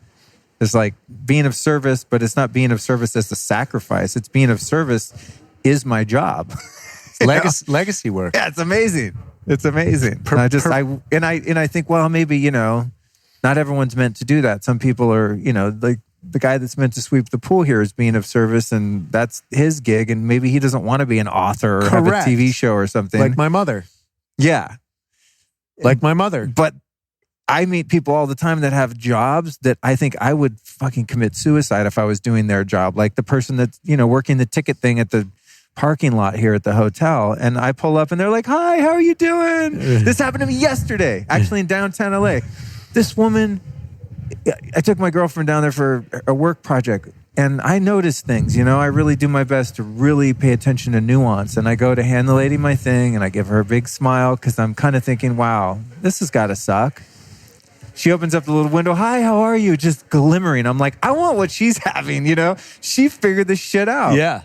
Because maybe her calling is her family, or her calling is doing volunteer work or whatever. I don't know. It's none of my business, but she's happy as shit, and she's in the parking booth. She's grateful that maybe she actually has something that's bringing food on her table. Right. And she turned whatever into a positive situation. She broke the matrix for herself. Correct. And that she was able to contextualize what she does to bring home the bacon can be part of her dharma also, even though to me, from the outside, subjectively, from my own experience, that looks like that would suck. Yeah. And maybe someone going, oh my God, you have to sit there and talk to people all day with a recorder. I would be mortified. Maybe my job to someone else would suck, I don't know. Well, and I think there's also undesirable jobs that need to be talked about in the gift economy. And again, Michael Tellinger has a lot more technology on this. He's got the Ubuntu movement out of South Africa. Oh, okay. I forget what their slogan is, but Ubuntu, it's an African word. I think something we're all one or something like that. Anyhow, so for example, I live in Santa Monica Beach. I like a clean beach. If I got to clean the bathroom block one day out of the year or the month, I'm cool with that. You know what I'm saying? I can put my ego aside, clean the toilets. If I need a culture that lives on a gift economy and we can express ourselves creatively and build a life on a different level of consciousness, where it's based on more creativity and abundance as opposed to scarcity and competition. Right. Does that make sense? Yeah. I mean, that's my utopian Pollyanna idea. That's the higher self individuating itself into a collective, right? Being in the third dimension versus the animal nature becoming the collective and then forming these superpowers of corporations that are then using us like pawns and slaves. Yeah. Go on, carry on. Well, I'm just contextualizing what you're saying for my own brain. Well, and I'm trying to keep this podcast, or at least what I was talking about, in context. And my 4 solutions were free energy, self-care education, which is taking care of the human body, which they don't teach you in school, and the gift economy, and free energy and permaculture, which is food is free ultimately. plant a seed in the ground. And yes, currently it takes money to bring it to market, but food's still free. I totally forget what we were talking about. I kind of interrupted you. My bad. I was on my Solutions for President of Planet Earth platform in 2020. It was on the gift economy. And we were in geopolitics too. Yeah, but the gift economy though. The gift economy, I think. How does the gift economy work? I don't get it. Is it a barter system? No, it's not a barter system. People give their gifts. Everyone has their own gifts. Some people are innovators. Some people are worker bees. Right. And cool with being worker bees. Right. Right? That's their meditations. The guy that sweeps the floor. Yeah, that's the lady that has life figured out that's working at the parking ticket thing. Yeah, her job is to turn everyone on, make everyone happy. Right. Even if that's conscious or unconscious. Here's what I want to go into. We're talking a lot about consciousness, and we're in this physical, three-dimensional animal body, right? But we have a soul that's expressing itself and growing and experiencing through this body. And the soul and the body unto themselves are connected to the elements, to the animals, to the plants, to the planet itself, and that it's all one consciousness, right? And we're minute expressions of that consciousness. Well, in certain parts of the world, certain people have figured out how to take plants out of the ground, mix them up, boil them up, burn them up, prepare them, extract them in different ways that allow the consciousness that we are embodying to be set free and re-merge with that big consciousness, meaning the plant medicines of the world. Not something I've had a lot of experience with since I was younger and would just party doing mushrooms and things like that. Recently did 4 ayahuasca ceremonies for the first time. Oh, really? Oh. Yeah. Congratulations. And it was just, I mean, needless to say, the most amazing thing ever. And I'm doing some podcasts on it, which will have come out by the time this one comes out, so people can go back and listen to. I think I call them Welcome to the Jungle. There's a series Peru of them. or Arrhythmia? Arrhythmia, yeah. Okay, cool. Yeah, in Costa Rica. Great. So you spent some time in the Amazon. I get the sense that you've done some plant medicine. Sometimes you can just kind of tell when you talk to someone because they have a certain depth of understanding. The level of coherence I recognize with people who do a lot of psychedelics. Right. So Not everybody, but... What's been your experience with plant medicines in general, the different ones? What have you gained? Have you had any negative experiences? How long has it been? Give us kind of a whole picture of your shamanic exploration. Yeah, I was working with an herbal company from the Amazon that would have been started in 2005. And then I went on an expedition with the owner of that company in 2006, and I had my first ayahuasca experiences down there. I drank medicine about 10 times my first time down there. I had 3 very profound visions that have been unfolding ever since. Certified Health Nut is one of them. Oh, wow. My family is another one. Certified Health Nut is basically an amalgamation of my on-camera career, my natural medicine studies, and I was doing stand-up comedy at the time, and really kind of all merged into one, and Certified Health Nut popped into my head. And it's been unfolding ever since. Were you an actor or something? Actor, model. I was a Versace model. Oh, okay. I started studying nutrition in Milan in 1989. Interesting. Yeah, got into fasting, herbs, juicing. And so that was 30 years ago. And I started working in the Amazon and drinking the ayahuasca, and I had 3 profound visions. The final vision I had is that humanity makes it from the precipice of ecological disaster. Like we evolve, we make it. I've seen that vision clearly. And so I took those messages out, and I've been, putting it on my YouTube channel and social media platforms ever since, and evolving my own consciousness around like how to do this, how to communicate, how to make it beneficial for the all. Like, the elites that have all the money in the corporations, like we can't make it a bad day for them as well. We have to transition to everyone comes up. All high tides rise all boats, right? So formulating those ideas and the messages to bring people along for the ride as well. That's been happening for the last 15 years. And I've drank ayahuasca. I take people down to drink medicine on retreats for the last 12 years, pretty much. Not too often, but last time I was down there was in 2012. And one of the last times that I drank ayahuasca was back then. I've done it once recently in California in 2018, but otherwise I don't really seek it out. You know, it's like what do you say? Once you see, you can't unsee, and I've kind of had enough of it. And not that I'm shy away from doing my own shadow work, or because that's what I use it for now, is really to get into deep psyche and layers of forgiveness and resentment and letting go. Deeper emotional stuff is usually what I use the plant medicines for now. And I've had very hellish experiences on that as well, which the shamans will say, you know, they're usually the best, because when you walk through hell, then, you know, everything else is gravy. And so that's, you know, my experience with the plant medicines. I also have friends that use the 5-MeO DMT up here, and there's plenty of shamans that are doing ayahuasca ceremonies in North America as well. And, you know, the jungle's dying right now, and these plants are very intelligent. They're intelligent spiritual entities, and they're utilizing man. In fact, plants have always utilized man to spread seed. If you know the story of Johnny Appleseed. Oh, shit. I never thought of that. Yeah. So hape, bufo, cambo, ayahuasca, iboga is all over the planet right now. There's ceremonies being done everywhere right now. I did cambo in Topanga years ago. You know, it's a long time ago. Yeah. Before, you know, I think a lot of people were culturally aware of it even, you know? Yeah, my mentor in the Amazon, this gringo shaman, he said that when things go haywire in the world, as they are today, man goes back to the origins, and ayahuasca is the origin. Wow, that's trippy to think about. So, you know, as this, for lack of a better term, this trend, which I guess doesn't necessarily have to have a negative connotation, but let's say this trend or this emerging popularity of plant medicines, and there's this whole subculture of people that I'm finding. Everyone I talk to, and I was like, yeah, duh, of course. I've been doing ayahuasca for years. I'm like, what? I feel kind of late to the party. I didn't feel the calling. I kind of just ignored the noise about it. I was just like, God, it's just not my thing. I'm sober. Like, not into it. I got my Vedic meditation. It's working just fine, you know? But I'm looking at this subculture, and now a friend of mine the other day is like, oh yeah, we're growing ayahuasca over in Hawaii. I'm like, Hawaii? It's not from Hawaii, you know? But there you go. The plant's like, the jungle's being cut down. We have a role, us plants here. We have consciousness. We have intention. We have a purpose.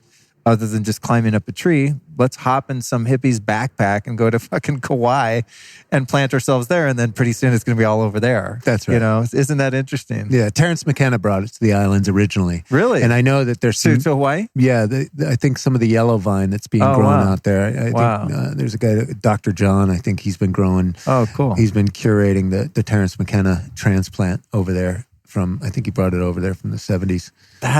Who's the one that's still alive? Dennis, the brother. Yeah. He was at Paleo FX last year, and I almost got an interview with him. I'm hoping to sit down with him someday. He did a presentation on ayahuasca. It was amazing.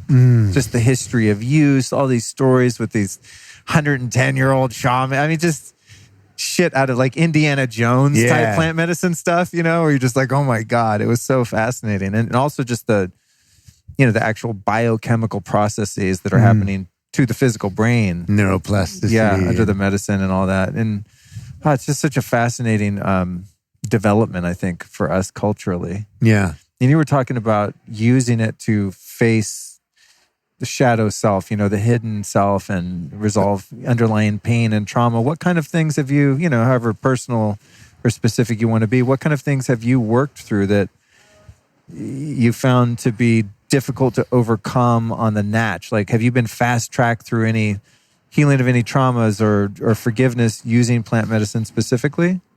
Well, I grew up on the street as a kid. It's funny.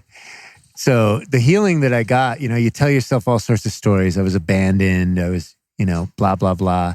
Fact of the matter is I really like being on my own. And my parents had some trouble with the FBI and you know, they got in some issues that... Where'd you live as a kid? Connecticut. We grew up in Connecticut. And so, you know, I think I had some trauma around my mom not being available and just being abandoned as a kid. And then I realized, you know, my mother's always been here. I've been supported by Mother Earth, you know, the whole time. So how much of that is just my story that I'm saying to myself over and over again, because I really enjoyed being on my own at 14 years old. I liked being a nomad. I liked being my own person. And so even if it was a micro element or a sliver of me playing the victim, I was just like, I want that out. I want to own it all.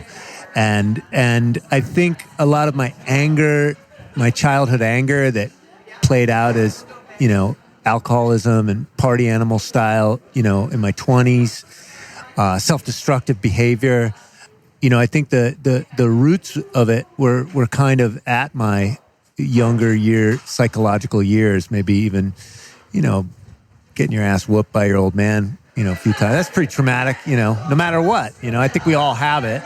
And then it's what you do with it and process it. And I did enough healing work and cognition work, like just trying to forgive my parents or bless them or understand them. And I actually did a tour of my stepfather's orphanages in 2003. And I was like, holy fuck, he dealt with that. I was like, I forgive him for fucking everything. Right. Just fucking everything. Okay, I'm cool, dude. No problem. Yeah. And so I think, the plant medicines just help a deeper level of integration into the shadow and the dark side. I think the shadow, what I invite my clients and workshop participants in is to integrate the shadow by inviting it to the party, honoring it at the party. It's at the party anyways. It's showing up as your self-sabotage, as your unconscious and subconscious behavior. So you might as well just invite it to the party and integrate it and be okay with it and be cool with it. So a big part of my shadow is anger and, maybe misguided anger towards my mother or towards my father. Freud was onto all that mom and dad stuff. And so the roots of it are there, but fully, what is anger? And again, back to the primal roots, it draws lines in the sand. I grew up on the street. People fuck with me, it's like, you get into fights and stuff. If you don't draw a line, people fuck with you and they'll take you out. And so I always had that fighter spirit in me. So I had to understand where my shadow came from. I had to understand that it served me as a young human being.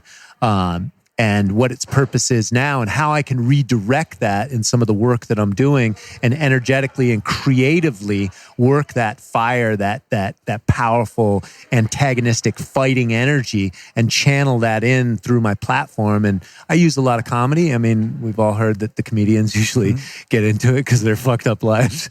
And so I like to use a lot of my comedy to, make light of the subjects and bring more levity into it as opposed to heaviness. And that has helped me in my life, as well as helped me share some of these deeper ideas about the shadow or about, the deeper aspects of, how we're living environmentally. Because again, you start talking about the environment and you start dividing people, Yeah, the isms come in and I'm into this ism, I'm into that ism, and then you're getting nowhere. We're all using oil and we're all using fiat currencies. No one's free until we're all free. And the fiat currencies are enslaving everyone. Predatory lending and fractional reserve and all this stuff. Look into fiat currencies, look into the history of the Fed, and just understand that and call forth our own human liberation. Do you see any whole, I don't know a lot about the whole Bitcoin and all that. What do they call that? Cryptocurrencies? Do you see that as an emerging overtake of the fiat? I mean, it's a fiat currency too, in a sense, but it's outside of the system per se. I see that and PayPal as just the machinations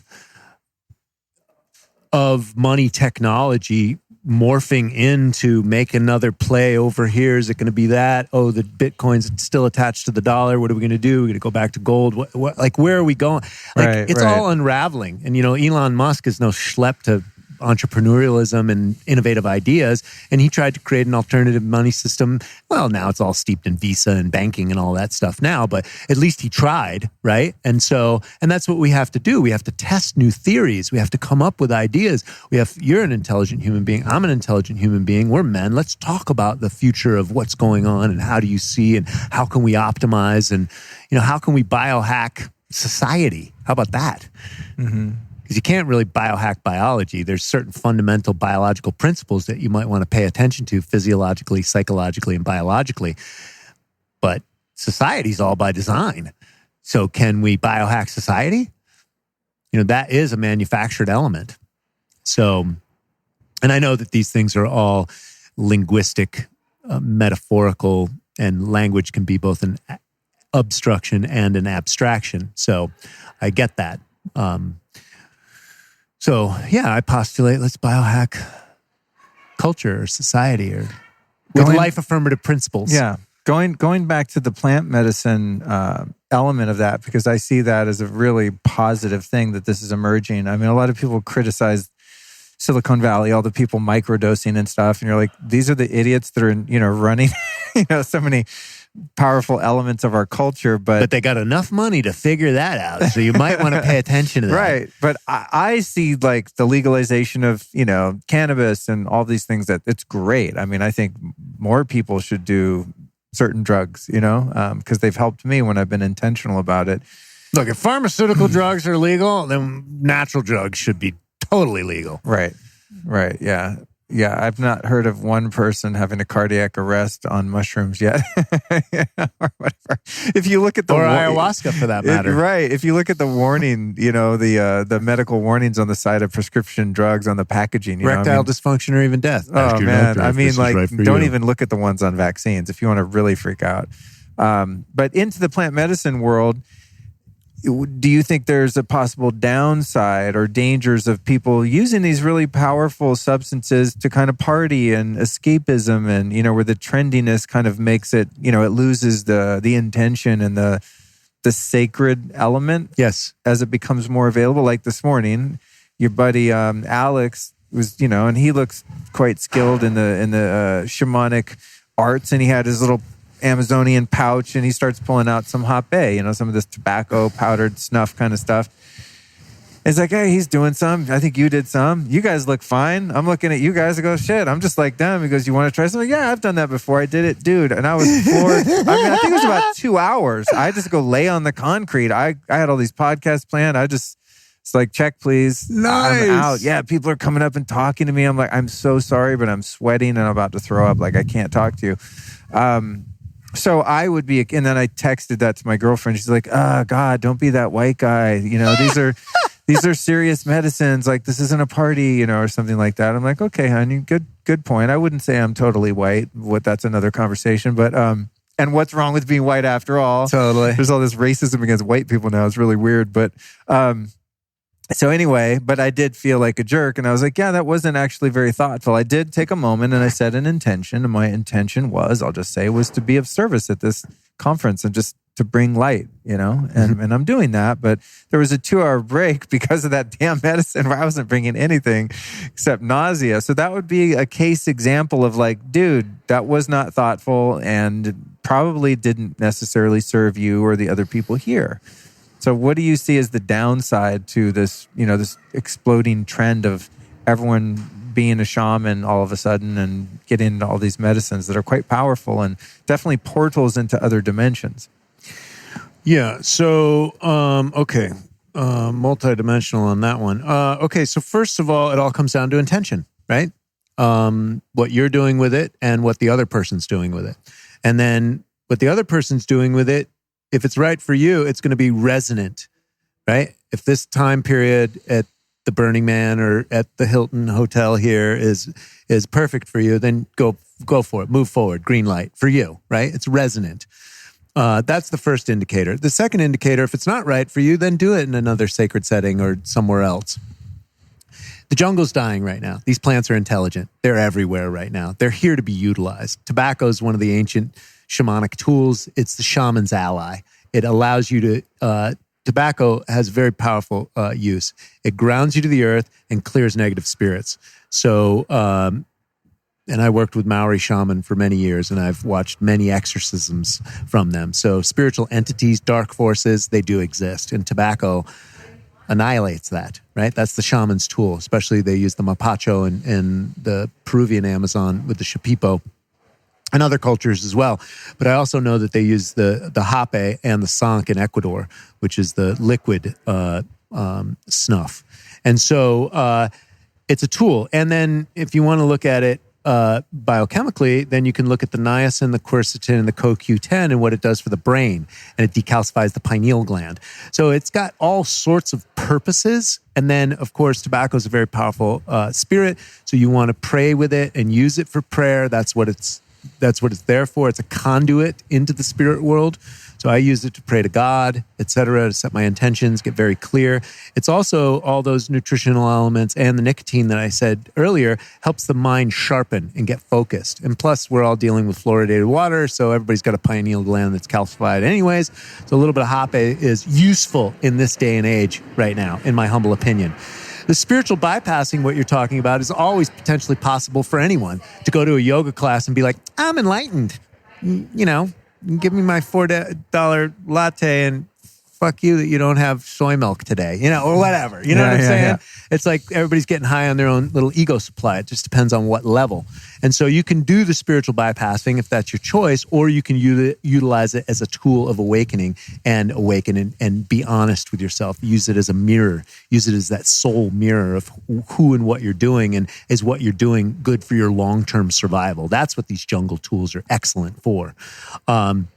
And then again, it all comes down to intention. What is the individual person utilizing it for?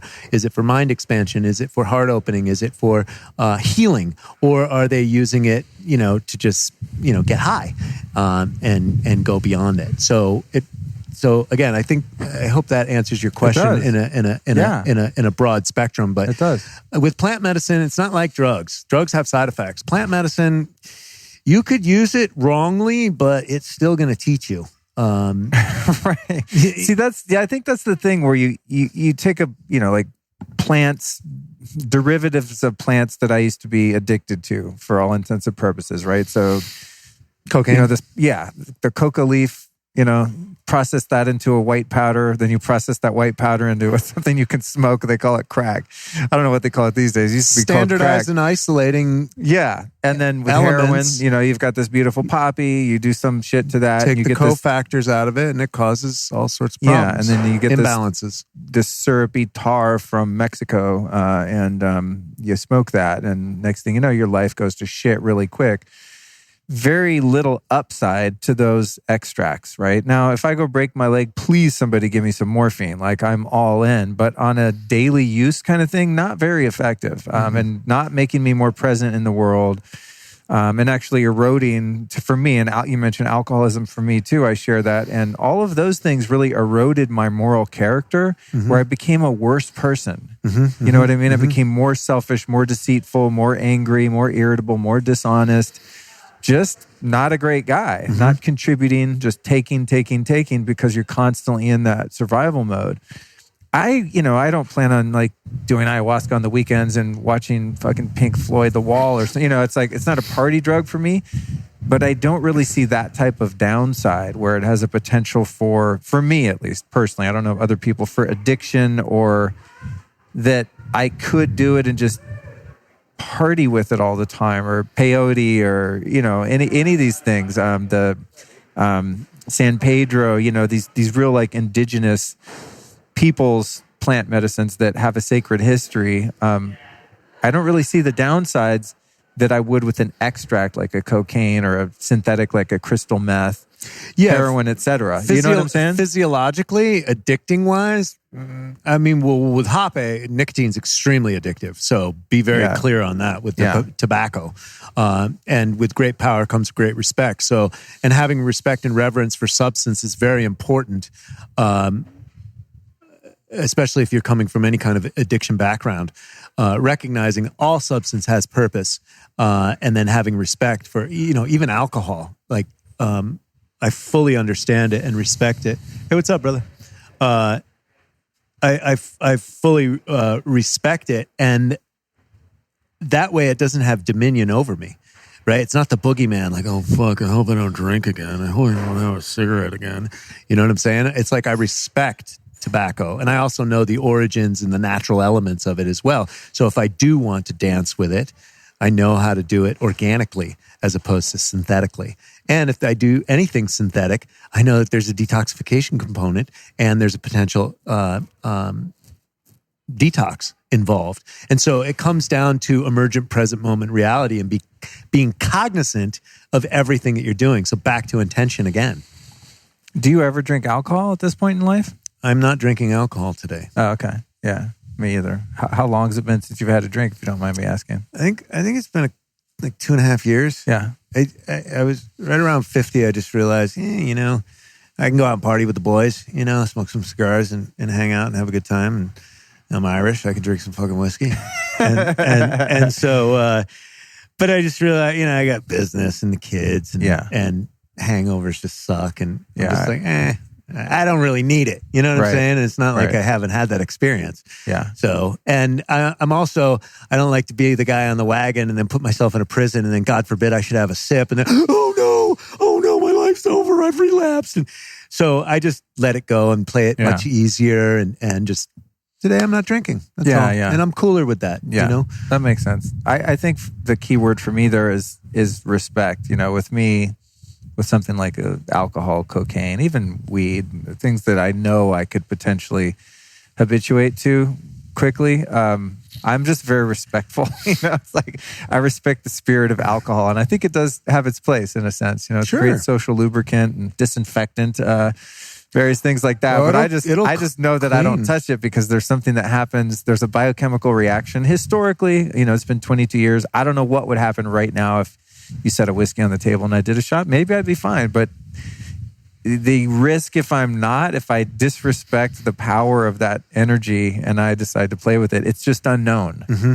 It's just too risky because the downside potential is so gnarly that it's just a non-issue. Yeah, that's where I'm at today. I mean, and but to other people, it's a much bigger deal. Like inside someone's like, hey, let's go out and get a drink. And then this other guy is like, oh no, he doesn't drink. And I'm like, dude, it's not even a thing. Right. It's not a thing. Been so many years. It's just, I don't even notice. Well, that's not true. I do notice that the people around me are drinking, but I'm not fixated on it. Right. I have an awareness that, oh, that's interesting. So that person's drinking alcohol. But beyond that, it's none of my business. I just know for me, when it's offered, it's just a pass because I respect that fucking drink. Right. I know the power that it could have over me if I dance with it. And it's just, I'd rather not, get on the dance floor. Correct. You're super in shape, dude. This is the last thing I want to cover. Anyone that follows him on Instagram, what's your Instagram handle? Certified Health Nut. Certified Health Nut. Yeah, okay. So that's on all your platforms? Yes. Okay. Certified Health Nut. So if you follow Troy on Instagram, he's at Muscle Beach in Venice lifting weights and doing this crazy shit. You're 52? 53. 53. Ripped guy and real fit, not like, I don't think being too ripped is necessarily healthy. You look great, but you look like a balanced physical specimen of a man. You look strong. You look like you could get some shit done. You look like you can move. You've got your wiring. What do you do? Do you do traditional weightlifting? Do you do functional movement? You mentioned Tai Chi. What's your physical practice? How do you say strong, ripped, mobile, young in your body? So first and foremost, abs are made in the kitchen. I would say that 75 to 80% of your fitness is diet related. So there's my problem. That's why I have no abs. It's the late night carbs. Dude, I switch to fats, bro. I know. I'm pretty fat adapted, but I swear to God, something happens like 10 or 11 at night and I know I have wild blueberries in the freezer and I'm like, you know what? They go perfect with ice cream. Strauss. Well, no, I'll just do the blueberries. And I thought I was good. And then one day I was like, let me just look at the carbs because I was trying to be keto for a minute or something. Yeah. Dude, my wild blueberries are like 19 grams of carbs or something per serving. And a serving is like a cup. And I'll sit there and have a huge bowl, like half a pound or, I don't know. It's ridiculous. And I'm like, God damn it. Anyway, enough about me and my problems with not having abs at 48. But so it starts in the kitchen. What else do you do to be superhuman looking? Presumably feeling. I did a lot of Qigong. I advocate mobility and Qigong is just an excellent practice. Qi means energy and Gong means practice. And various different martial arts movements or swings that I do are designed to activate the breathing apparatus, the diaphragm, pelvic floor, the stabilizers, the mechanisms from the bottom of your metatarsals and your feet, and which are connected to your 5 meridians, and really just getting the electrical impedances out of the body through movements and finding your kinks. So I'm a huge advocate of, Bruce Lee philosophy of study with everyone, take what's useful, discard the rest, make it your own. And so, so I picked up a handful of things from yoga and Tai Chi, and then I've adopted them into my own kinks. And I'm just about getting all my kinks out. And that's what I encourage my clients and my followers to do, is to get into your own primal animal and figure out where your kinks are and harmonize the breath and the movements with it. So mobility is a big part of my practice, that flexibility, stability practice, balancing stability. I like to tie my shoes on one foot because you got to put them on and off at least twice a day, right? And I've got a shoe policy at my house, so even more. So when I had that neurological issue happen from the black mold, I had to rebuild my neurology from the bottom up. So I started tying my shoes on one feet because it's something I have to do every day, right? And so that helped me with my balance mechanisms, and a lot of the Qigong and Tai Chi moves work on that level. Same thing with yoga, especially some of the balancing poses. So working on mobility, flexibility, and stability. And then I did a 17-day juice fast preparing for ayahuasca expedition in 2007, and I lost too much lean muscle mass. And that was 2007. Then I had 2 kids, got the black mold exposure, and I never built the muscle back. And so at 52, I challenged myself, or 51, I challenged myself on the road to yoked, I call it on hashtag on the road to yoked on Instagram. And I just challenged myself, and I don't know whether I wanted a secret accountability or something, but I put it out there and I didn't pay too much attention to it. And then 6 months down the road, and I did all functional exercise, and I put my ego aside and I said, I'm going to pick up 5-pound dumbbells and not give a shit who looks at me at Gold's, because I'm going to be functional and I'm going to be healthy and injury-free, right? That's my main goal, injury-free. Because the trap for the male over 30s is to grab the big dumbbells when they were in their 20s or in their teens, right? And the androgens aren't there, the biomechanics aren't there, et cetera, the physiology, the posture's not there. And so you easily throw something out and then you're out of the game completely. So I started doing really functional movements systematically, 3 to 4 times a week into Gold's Gym. Just walking through the threshold of Gold's Gym puts you in the realm of getting shit done. Arnold's there often, and 50 Cent, Jean-Claude Van Damme, Mickey Rourke, all the greats are always there. All the bodybuilding guys, Charles Glass is still there. So walking through Gold's, it's like, you're going to get some shit done, even if it's just fucking being in the energy, Yeah. And so I just did that consistently. And then within 6 months, I was like, holy shit, all right, something's happening to my body. And then I was doing all this functional, integrative stuff that my boy Paul Chek showed me. And the cable pulls and the Swiss ball balancing and stuff. And I noticed it all started to come together with my obliques and my whole physique. So it wasn't like I was a blow-up doll, like my bench is, my chest is puffed out, my arms are big. It was like I was fully integrated, all my musculature, the fascia, the ligaments, and I got my diet all fine-tuned. Basically, I've been studying with Paul Chek for the last 7 or 8 years. So everything that I learned from him, which is basic, I had a lot of health knowledge, but this is all human optimization and kind of integrating everything.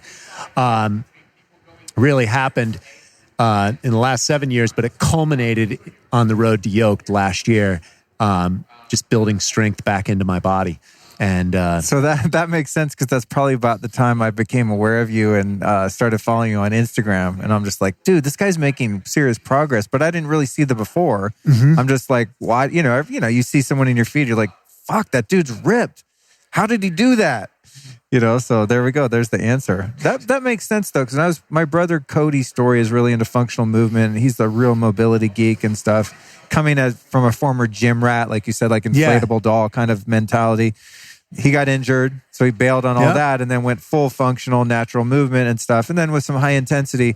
And the times when I've committed to his program, I've had the sense of what you're talking about. It's not like, wow, damn, my biceps feel strong. It's like, whoa, when I'm moving through space and time, my proprioception, just the way that I'm relating to my physical world is just different. You go to open a door and it's like your fucking calf muscle is helping you open the door. You're totally in your body. It's a really great feeling to have when all of those synapses are being connected, And then it's just, God, I just have the hardest time.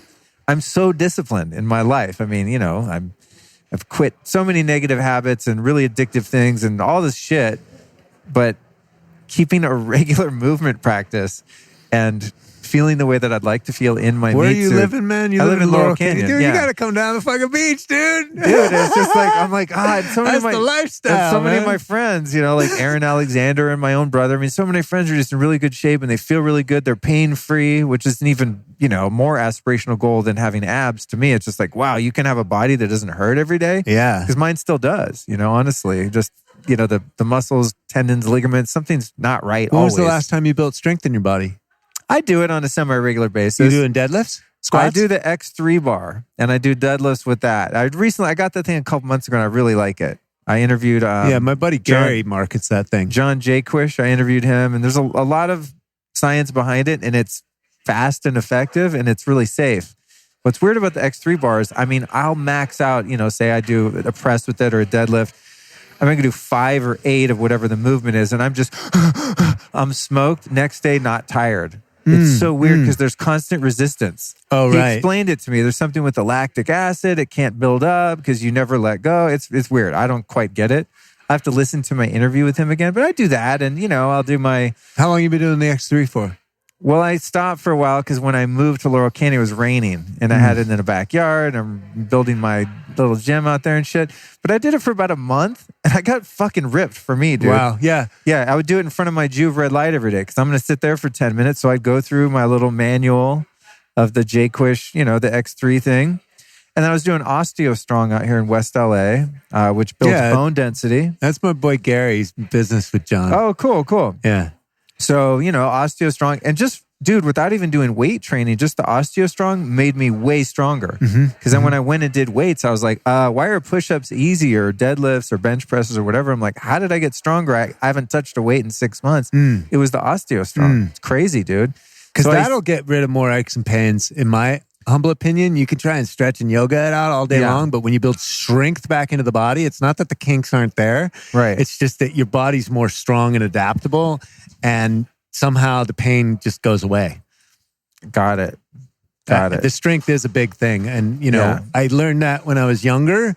I started lifting weights in juvenile hall, and then I exercised over the years, but it wasn't until I started studying Paul Chek systems and functional fitness and integrating everything and then actually pulling it off in my biology as well. The strength makes a huge difference. Cool. I'm inspired. Yeah. Especially because you're a couple years older than me, you know what I'm saying?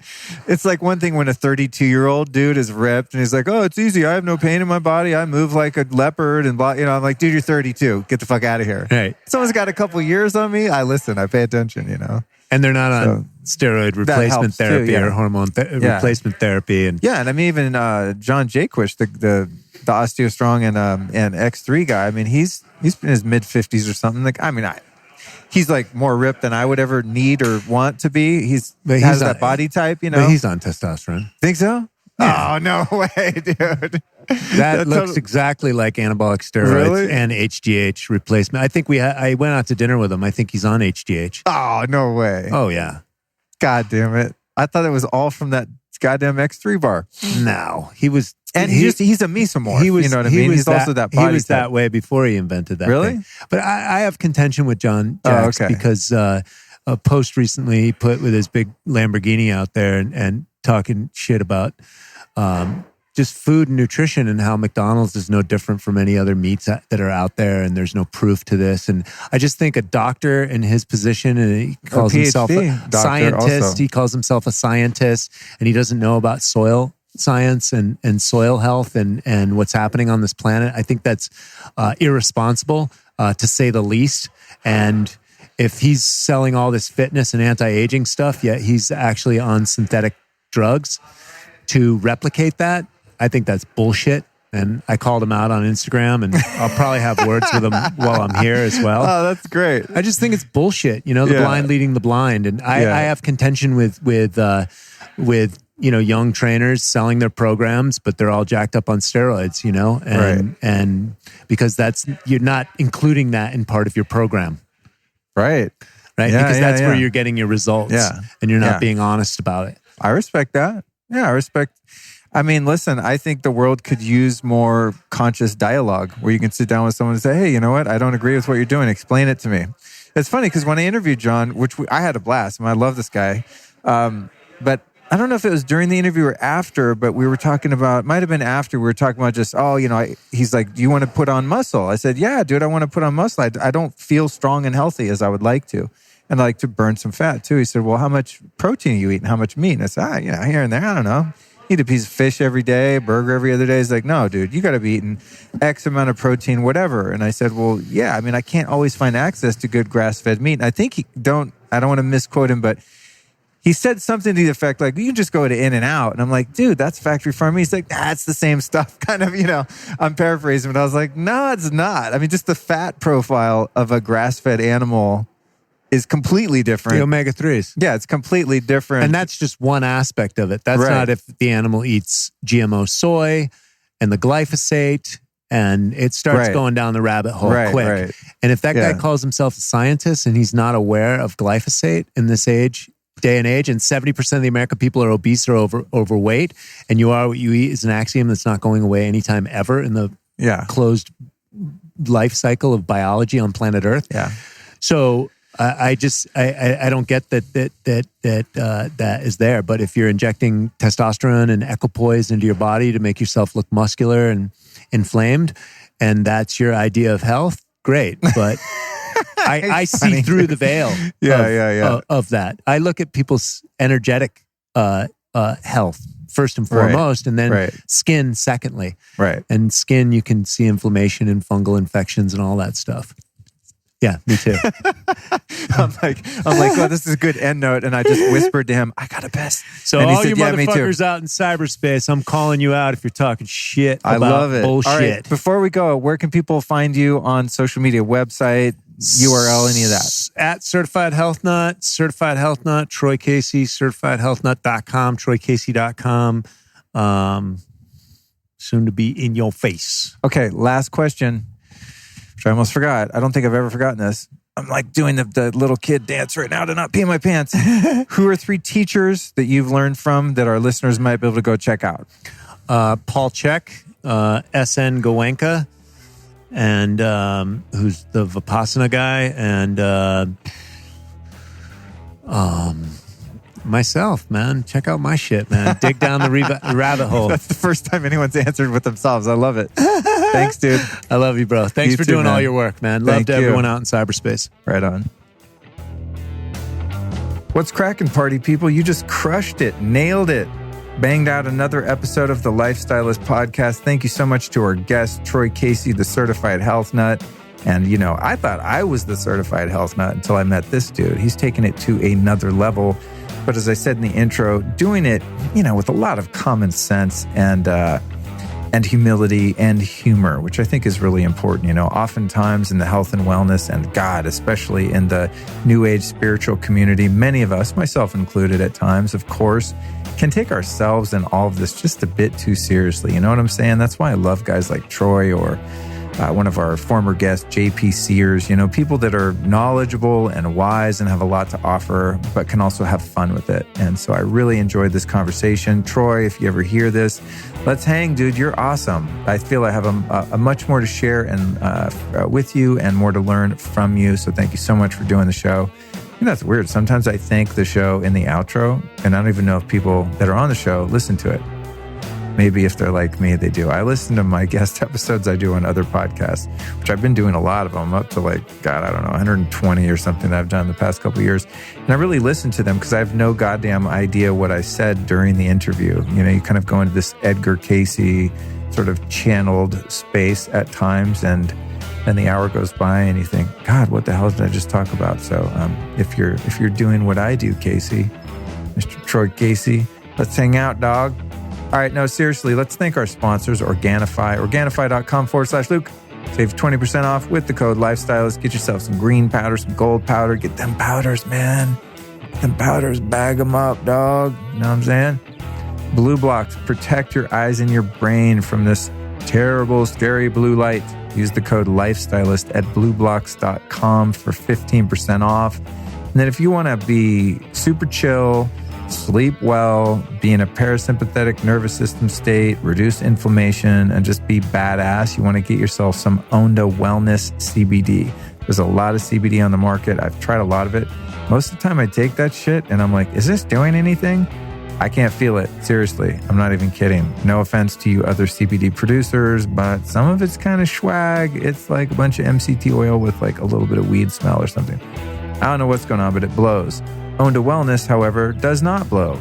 And neither does the 15% discount you get when you use the code Luke15 over at ondawellness.com. The code is Luke15 at ondawellness.com.